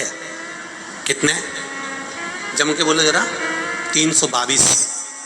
आज रिसर्च करिए, गूगल पे सर्च करिए, अब 4,500 से लेकर 5,000 कत्ल खाने ब्रेसिंग मशीन के हैं। ब्रेसिंग मशीन का कैसे? गाय का सफेद मांस की कीमत कम है और लाल मांस की कीमत विदेशों में ज्यादा है। तो क्या करते हैं मशीन वाले, गाय को कसाई के यहाँ से खरीद कर ले गए, कसाई घर में उसको रखा, रखने के बाद एक कुएं में, अंधे कुएं में उसको छोड़ दिया। 12 दिन तक गाय को बिना चारे के और बिना पानी के रखा जाता है। फिर उसका मुंह बांधकर पांव से उल्टा लटकाया जाता है। गाय के मुंह पर प्रेशर से पानी दिया जाता है, इतनी प्रेशर से कि गाय धक्का खाती है और उसके मुंह पे मारा जाता है। मुंह से उसकी श्वास उसके रक्त में जाती है और खून उसके रक्त में मिलना प्रारंभ हो जाता है। फिर गाय के गले पर धीरे से कट लगा दिया जाता है। बूंद बूंद कर कर टपकता रहता है खून, और गाय का खून गाय के मांस में मिलना प्रारंभ हो जाता है। तड़पती रहती है 9 दिन तक गाय मरने के लिए, तब वो मरती है और मरने के बाद उसका मांस निकाल कर डब्बे में पैक कर कर विदेश में भेज दिया जाता है। जरा विचार करिए, गौ माता की दशा कितनी खराब है। मेरा तो निवेदन केवल इस व्यासपीठ से इतना सा है, प्रत्येक गौ माता की सेवा, जितने लोग दिल से कहते हैं कि हम गौ रक्षा करना चाहते हैं, हम गाय की रक्षा करना चाहते हैं, उनसे भी निवेदन, आपके घर में गाय बंधी होना चाहिए, आपके घर में गौ माता होना चाहिए। आप गौ माता की सेवा में लीन रहो। ज्यादा नहीं रख सकते, एक रखो, 2 नहीं रख सकते तो 1 की सेवा करो। जितनी सेवा बन सकती है उतनी करो। बड़ी प्रसन्नता होती है पथमेड़ा गौशाला को जब हम देखते हैं, राजस्थान की। पथमेड़ा वाले महाराज जी ने कितनी सुंदर व्यवस्था से संभाल रखा है उसको। बड़ी प्रसन्नता होती है, आनंदता होता है। करो सेवा।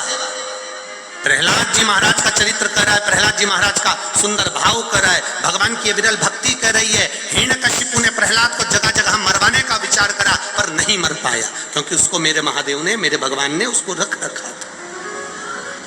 कई लोग कहते हैं किसी ने हमारा बुरा कर दिया, किसी ने हमारी दुकान बांध दी, किसी ने हमारे ऊपर टोना कर दिया, किसी ने हमारे ऊपर टोटका कर दिया, किसी ने हमारे ऊपर ये कर दिया, हमारा व्यापार नहीं चल रहा, हमारा ये नहीं चल रहा, हमारे ऊपर ऐसा कर दिया कि हम बीमार हो गए।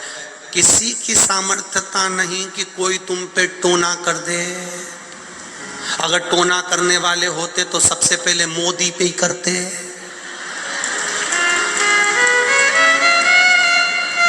अगर होते तो सबसे पहले उस पे ही करते। तुम तो इतने फेमस भी नहीं हो कि तुम फिर कहीं का टोना कर दे। अरे भाई, ये हमारा भ्रम है कि कोई हमें बर्बाद कर रहा है, ये हमारा भ्रम है कि हमारी दुकान नहीं चल रही, किसी ने टोना कर दिया होगा, किसी ने टोटका कर दिया होगा। ये भ्रम में, ये अंधविश्वास में ये जीना बंद कर दो। ये अंधविश्वास में जीना बंद कर दो कि किसी ने टोना कर दिया होगा, किसी ने टोटका कर दिया होगा, किसी ने ये कर दिया होगा। ये अंधविश्वास है जिस पर तुम जी रहे हो।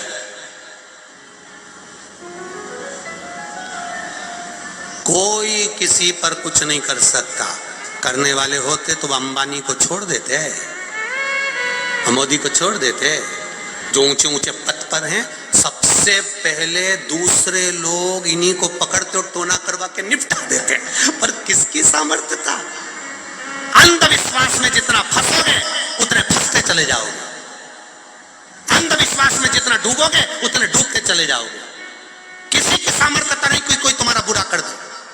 बस एक संबंध बनाकर रखो, वो शमशान वाले से। जब शमशान वाला तुम्हारे घर में होगा शिवलिंग के रूप में, तो किसी की सामर्थ्यता नहीं कि कोई कुछ कर दे।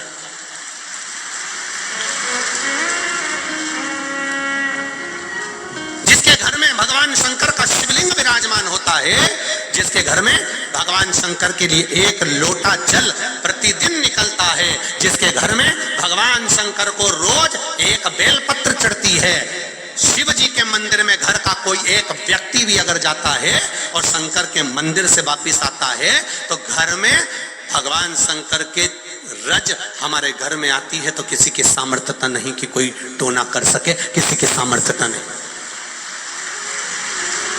अंधविश्वास में जीना बंद करो, अंधविश्वास मत रखिए कि कोई कुछ कर देगा। भजन करो, भजन का बल बढ़ाइए, कुछ नहीं। भजन प्रहलाद को खोलते हुए तेल में डाल दिया, कुछ नहीं हुआ।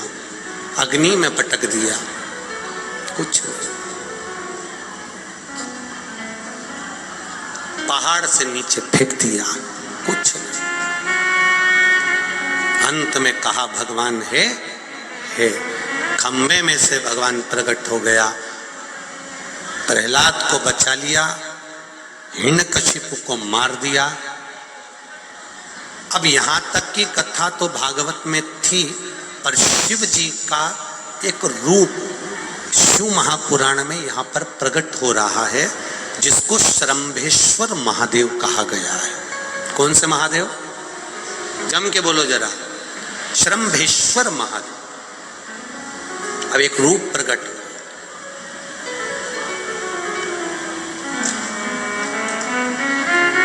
अब नरसिंह भगवान ने हिरण्यकशिपु को मार दिया, पर क्रोध कम नहीं हुआ है नरसिंह भगवान का। सारे देवता भगवान शिव जी के पास गए, भोलेनाथ भोलेनाथ भोलेनाथ। देवाधिदेव महादेव ने पूछा क्या हो गया? वो भगवान नरसिंह को बहुत गुस्सा आ रहा, जहां जाते हैं वहीं टूट फूट कर जाते हैं।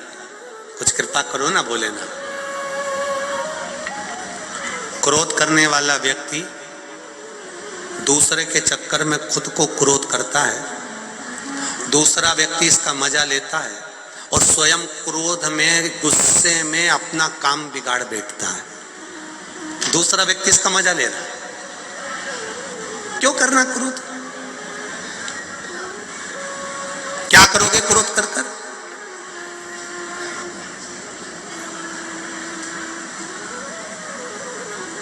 जिस समय क्रोध आए, थोड़ी देर भगवान की भक्ति का रसतत्व ग्रहण करो। शिव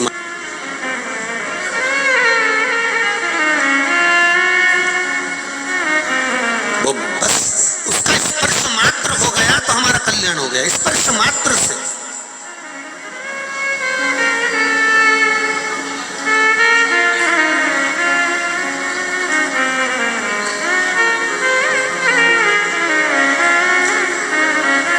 वो कहे महाराज,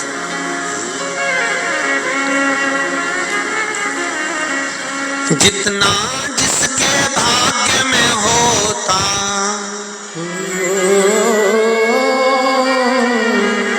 जितना Low battery, please charge.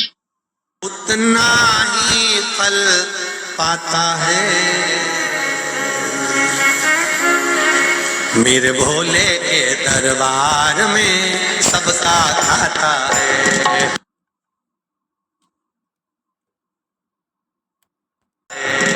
मेरे भोले के दरबार में सबका खाता है। शिव लहरी के दरबार में सबका खाता है। शिव लहरी के दरबार में सबका खाता है। जितना जिसके भाग्य में होता हो, जितना जिसके भाग्य में होता उतना ही फल पाता है। मेरे भोले शिव लहरी आनंदेश्वर के दरबार में सबका खाता है। शिव लहरी के दरबार में सबका खाता है। भोले बाबा के दरबार में सबका खाता है। भोले बाबा के दरबार में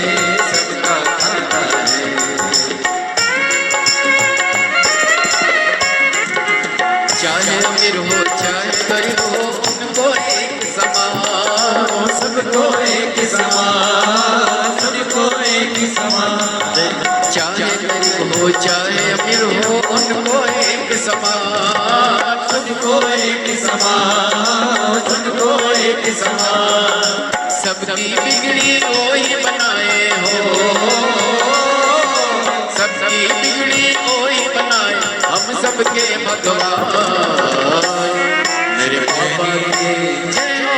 भोले बाबा के दरबार में सबका खाता है, भोले बाबा के दरबार में सबका खाता है। जितना जिसके भाग्य में होता हो,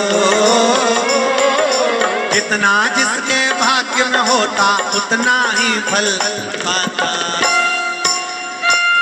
मेरे बाबा के दरबार में सबका खाता है, मेरे बाबा के दरबार में सबका खाता है।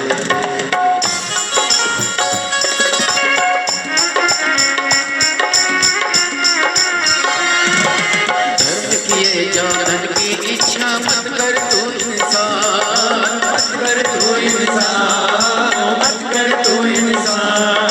धर्म किए जान की इच्छा मत कर तू इंसान, मत कर तू इंसान, मत कर तू इंसान। जैसा तेरा कर्म है वैसा जैसा तेरा कर्म है वैसा फल देता भगवान। मेरे भोले के जय हो। शिव देवी के दरबार में सबका खाता है, शिव देवी के दरबार में सबका खाता है। मेरे जितना जिसके भाग्य में होता हो, जितना जिसके भाग्य में होता उतना ही फल पाता। शिव लहरी भोले बाबा के दरबार में सबका खाता है, भोले बाबा के दरबार में सबका खाता है। मेरे भोले के दरबार में सबका खाता है, मेरे भोले के दरबार में सबका खाता है। जितना जिसके भाग्य में होता हो, जितना जिसके भाग्य में होता उतना ही फल पाता है। मेरे बाबा के दरबार में सबका खाता है, मेरे बाबा के दरबार में सबका खाता है। भोले बाबा के दरबार में सबका खाता है, भोले बाबा के दरबार में सबका खाता है। शिव लहरी के दरबार में सबका खाता है, शिव लहरी के दरबार में सबका खाता है। हर महादेव। अपने स्थान पर बैठकर भगवान शिव के मूल मंत्र का स्मरण करते हुए अपने हृदय की बात बाबा देवाधिदेव महादेव से विनय करें, दिल से बाबा को कहें, अपनी जगह पर बैठकर भगवान से प्रार्थना करें। भक्ति और शक्ति दोनों मेरा देवाधिदेव महादेव प्रदान। श्री शिवाय नमस्तु, श्री शिवाय नमस्तु, श्री शिवाय नमस्तु,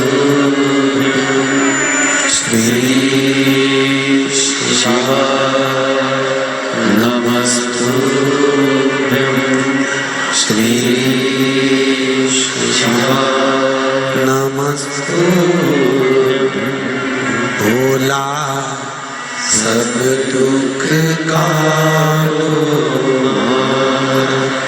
ओ भोला सब दुख काटो।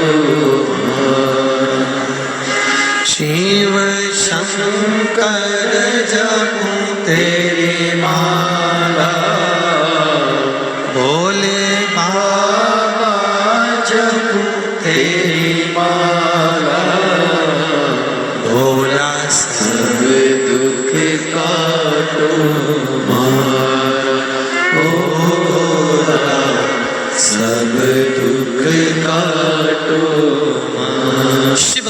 कर रही है, भगवान शंकर का गुणगान कराए। प्रहलाद आनंद से रह रहे हैं, पर नरसिंह भगवान का क्रोध शांत नहीं। तब देवताओं ने भगवान शिव जी से विनती करी, निवेदन करा, भोलेनाथ कृपा करो। ये नरसिंह भगवान तो गुस्से पर गुस्सा करे जा रहे हैं, क्रोध पर क्रोध करे जा रहे हैं, और इन्होंने बहुत उपद्रव मचा कर रखा। सारे देवता घबरा रहे हैं। आप करुणा करिए, आप कृपा करिए। भगवान शिव जी ने कहा कि नरसिंह भगवान को उठाकर मैं बद्रिकाश्रम की अलखनंदा नदी में छोड़ देता हूं, पर बात इतनी है कि उसमें आप सबका सहयोग चाहिए। एक बात बहुत अच्छी से याद रखिएगा, कभी ये मत सोचना कि अकेले रहोगे तो खुश रहोगे, परिवार के साथ में रहोगे तो ज्यादा खुश रहोगे, क्योंकि परिवार की एकता में जो आनंद है वो दुनिया में कहीं आनंद नहीं।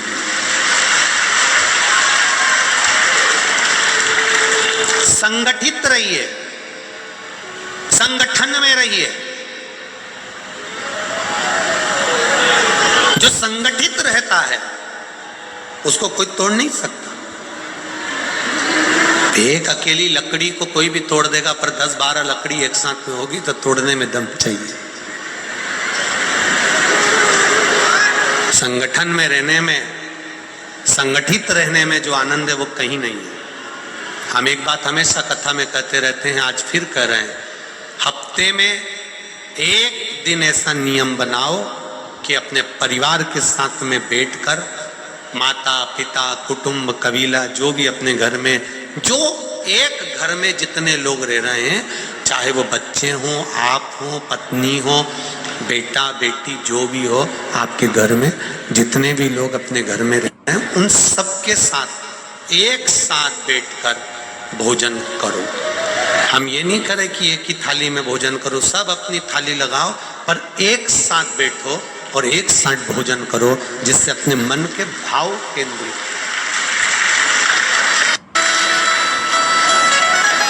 संगठित रहिए, संगठन में रहिए।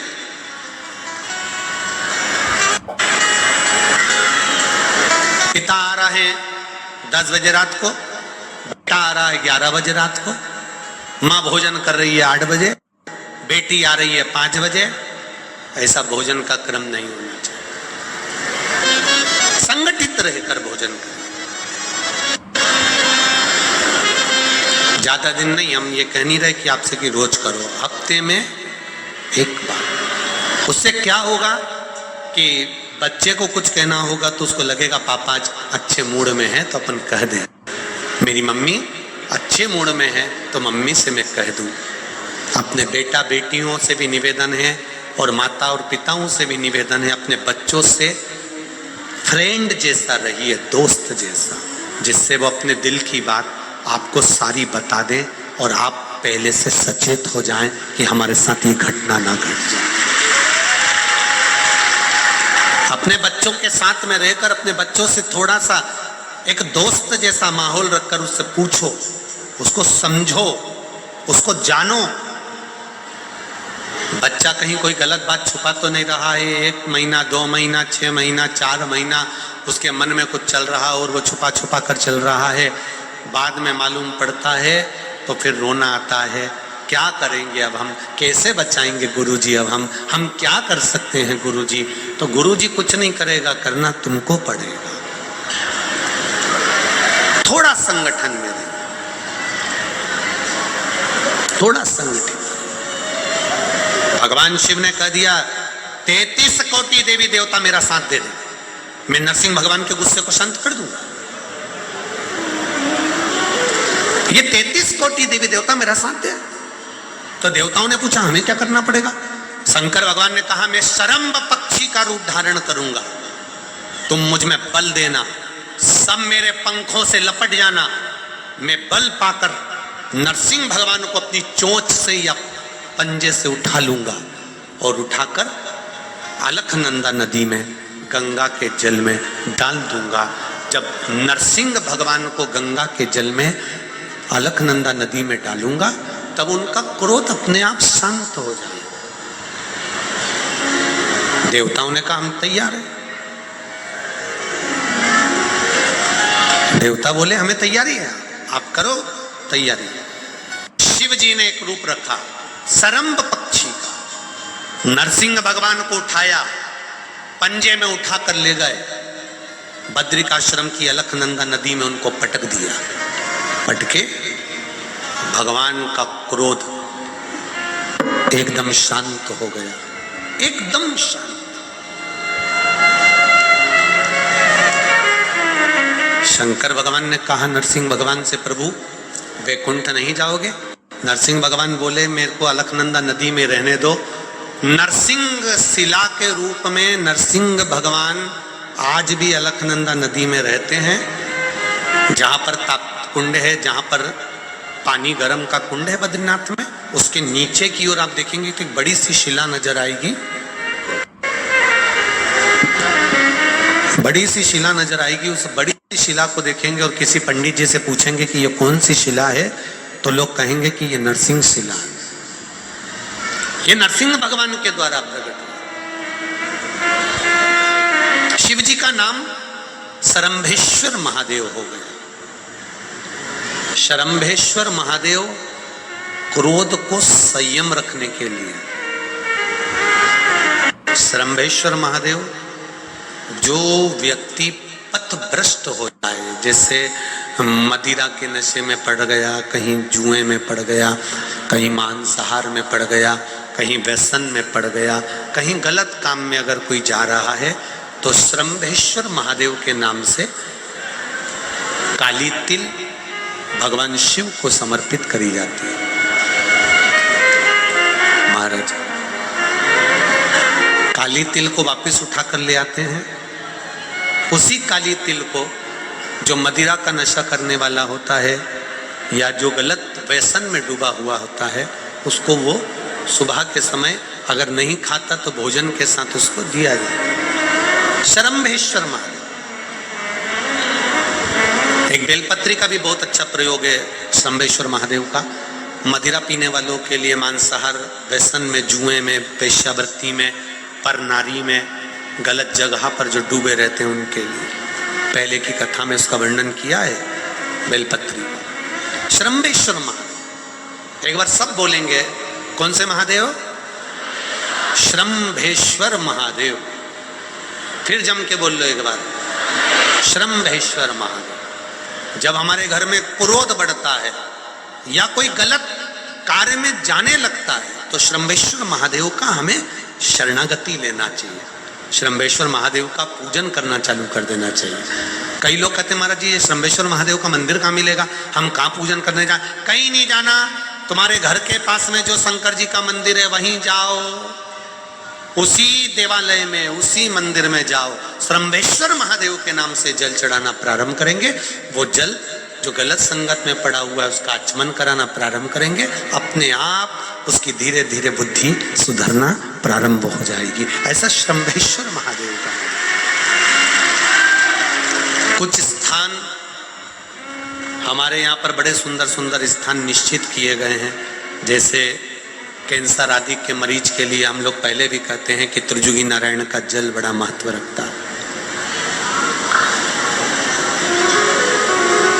जिसका शरीर या जिसको एक पत्र आया है कि किसी को मिर्गी का झटका आना चालू हो गया था।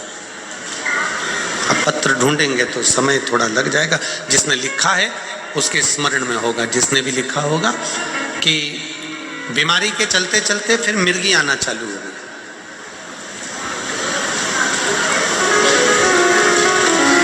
जिसने भी लिखा है वो दोनों हाथ एक बार हिला देना। जिसके लिए भी लिखा हुआ वो इतना ध्यान नहीं आ रहा, तो उनको मिर्गी का झटका आना प्रारंभ हुआ।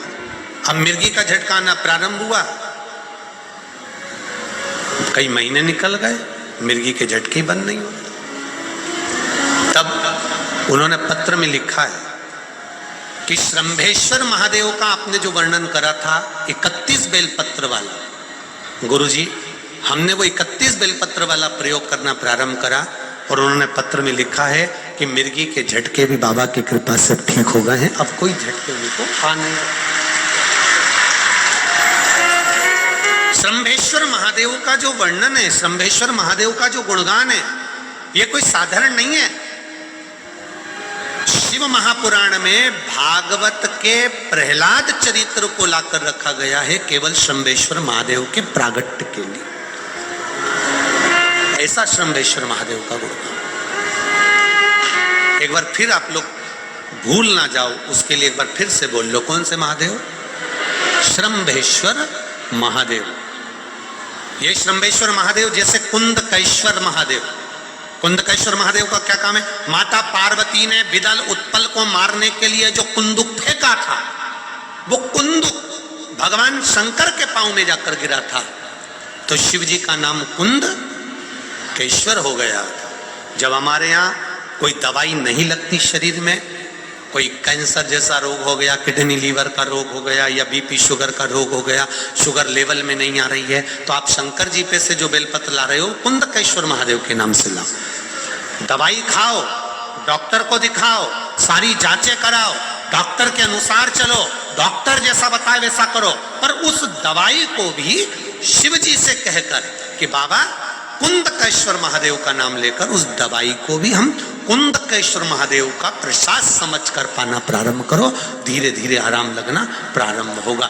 कुंदकेश्वर महादेव रोग मुक्ति के लिए होते हैं और श्रम्भेश्वर महादेव, बोलो बोलो जरा जम के, व्यसन की समाप्ति के लिए।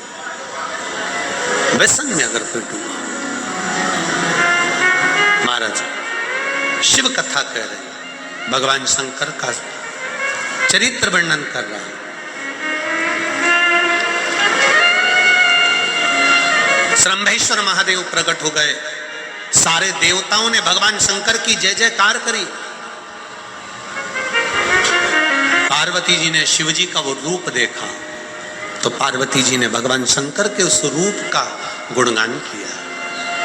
पार्वती जी ने हाथ जोड़कर शंकर भगवान से कहा, भोलेनाथ आपसे निवेदन है, आपने ये शरम्भ पक्षी का रूप धारण करा है, इस रूप को अब छोड़ दीजिए और इस रूप को छोड़कर अपने वही पुनः रूप को धारण कर लीजिए। शंकर भगवान पुनः उस रूप को त्याग कर शिव जी अपने असली स्वरूप में धारण हो गए और भोलेनाथ काशी में जाकर विराजमान हो गए।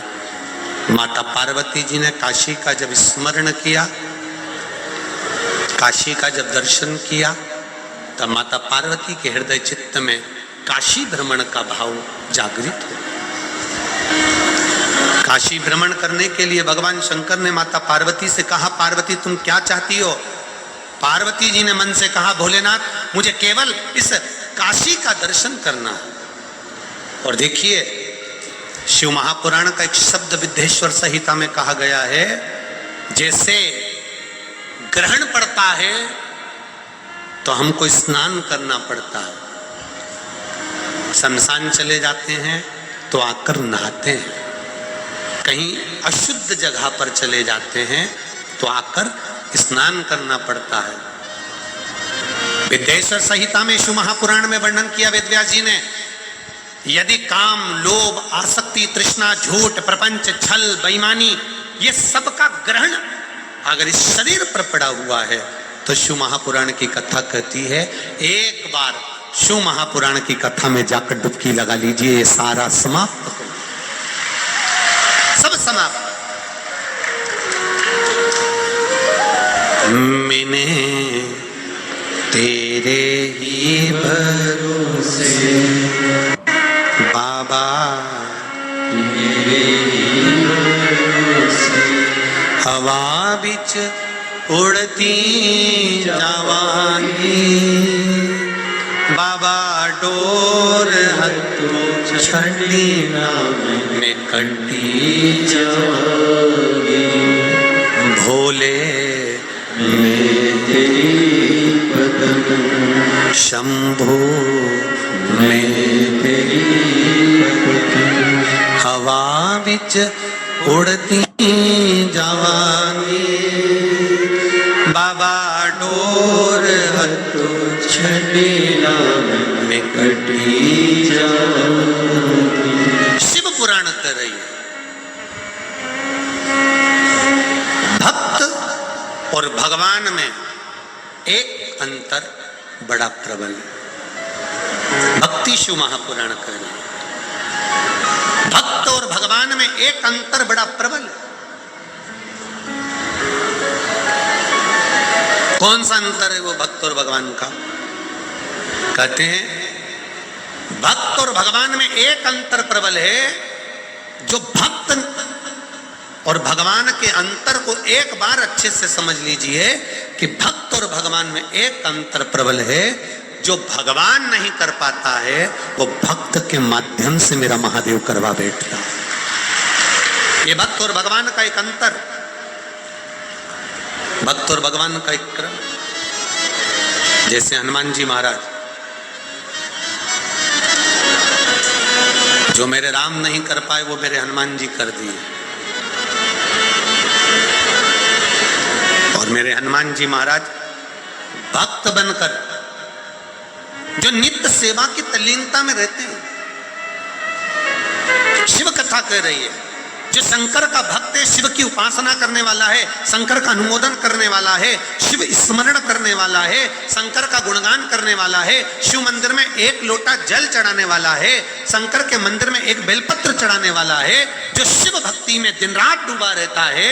शिव महापुराण की कथा कहती है, कभी कभी हमने एक पहले भी कथा में कहा, आज फिर कह रहे हैं, आप शंकर के मंदिर जाने वाले का अगर केवल मुख का दर्शन भी कर लोगे तो मेरा देव अधिदेव महादेव आपके कार्य सफल कर देगा। शिव मंदिर जाने वाले का केवल मुख दर्शन ही हमारे को श्रेष्ठता दे जाता है। केवल मुख दर्शन। भगवान शिव के मंदिर का केवल अगर कोई जल चढ़ा कर आ रहा है, कोई जल चढ़ाने गया है, कोई बेलपत्री चढ़ाने गया है, कोई भगवान का गुणगान करने गया है, उसका केवल दर्शन, केवल दर्शन। शंभो शरणे पड़ी मांगू घड़ी रे घड़ी दुख का दया करी ने दर्शन दया करी ने दर्शन। शिव महापुराण की कथा कर रही है। आगे जो वर्णन करा वो विदल और उत्पल का वर्णन किया। उस विदल और उत्पल के वर्णन के बाद में जो वर्णन आया है वो बड़ा सुंदर महाराज एक वर्णन आया है तारकासुर का। जिस तारकासुर ने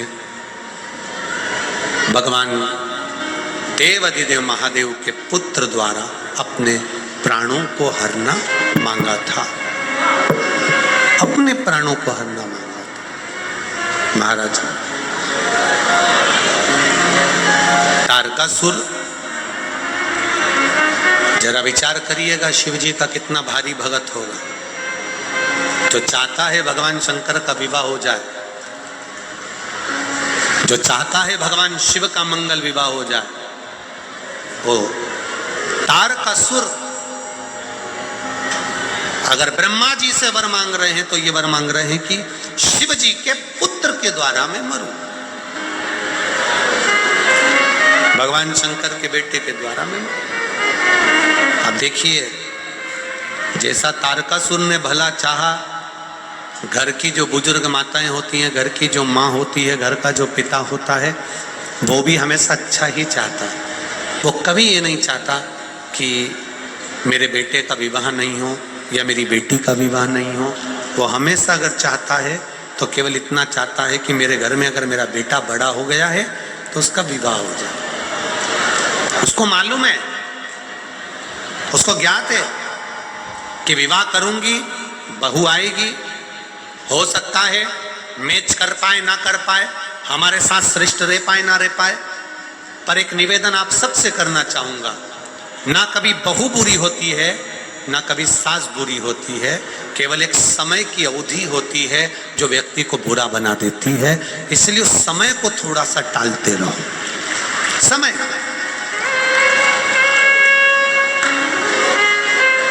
अगर समय टलता गया तो चल जाए। एक कई लोग कहते हैं ना, बहुत अकड़ में लोग आते हैं और खूब अकड़ में कहते हैं मेरे साथ में 5000 लोगों की टीम है गुरुजी, 5000 लोगों की टीम है मेरे साथ में, 5000। अच्छा, कई लोग कथा लेने आते हैं तो बातें तो बहुत बड़ी बड़ी करते हैं, पर जाके मालूम पड़ता है कि कथा की व्यवस्था क्या करता है, ये समय पर मालूम पड़ता है। मेरे साथ में 5000 लोगों की टीम है। कई बड़े बड़े लोग आते हैं, मेरे पास में 10,000 लोगों की टीम है, मेरे पास में 3,000 लोगों की टीम है। हम उनसे एक ही बात कहना चाहेंगे, तुम्हारे साथ कोई नहीं है। तुम्हारे साथ जो टीम है तुम कहते हो, ये तुम्हारे साथ नहीं है, तुम्हारे समय के साथ है। तुम्हारी अभी सत्ता चल रही है, इसलिए तुम्हारे साथ में 10,000 है। तुम्हारी सत्ता गई, एक को इकट्ठा करके बता दो। तुम्हारा वैभव गया, 5 को इकट्ठा करके बता दो। कोई तुम्हारे साथ नहीं रहता। अकेला मनुष्य आया है, अकेला जाएगा। शिव जी की कथा कहती है जब तक उसके शरीर में श्वास है, 21,600 श्वास जब तक उसके शरीर में चलती है, मेरे महादेव कहते हैं उसके साथ कोई नहीं रहता, केवल एक महादेव रहता है, उसके सिवाय कोई नहीं। शिव रूपी श्वास तुम्हारे साथ है, इसलिए वो शरीर कहलाया। शिव रूपी श्वास चली गई तो वो शव कहलाया। श्वास है तो शिव है, श्वास गई तो शव है, केवल शव, उसके सिवाय कुछ नहीं। तारकासुर ने मांगा, बाबा दया करिए, ब्रह्मदेव मुझे वर दीजिए कि भगवान शंकर के पुत्र द्वारा मेरे प्राण छूटे। कोई माता पिता गलत नहीं मांगते। तारकासुर ने भी मांगा तो शिव जी का घर बस जाए, शिव जी का विवाह हो जाए। ब्रह्मा जी ने तथास्तु कहा। षडानंद कार्तिकेय जी का जन्म हुआ और कार्तिकेय बाबा ने आकर तारकासुर का संहार करा। देवताओं ने आनंद पाया। ऐसी शिव महापुराण की कथा का, जो बाबा देवाधिदेव महादेव की कथा श्रवण करने का सौभाग्य मिल रहा है, बड़े आनंद के साथ, भाव के साथ आज की कथा यहाँ पर विराम ले रही है।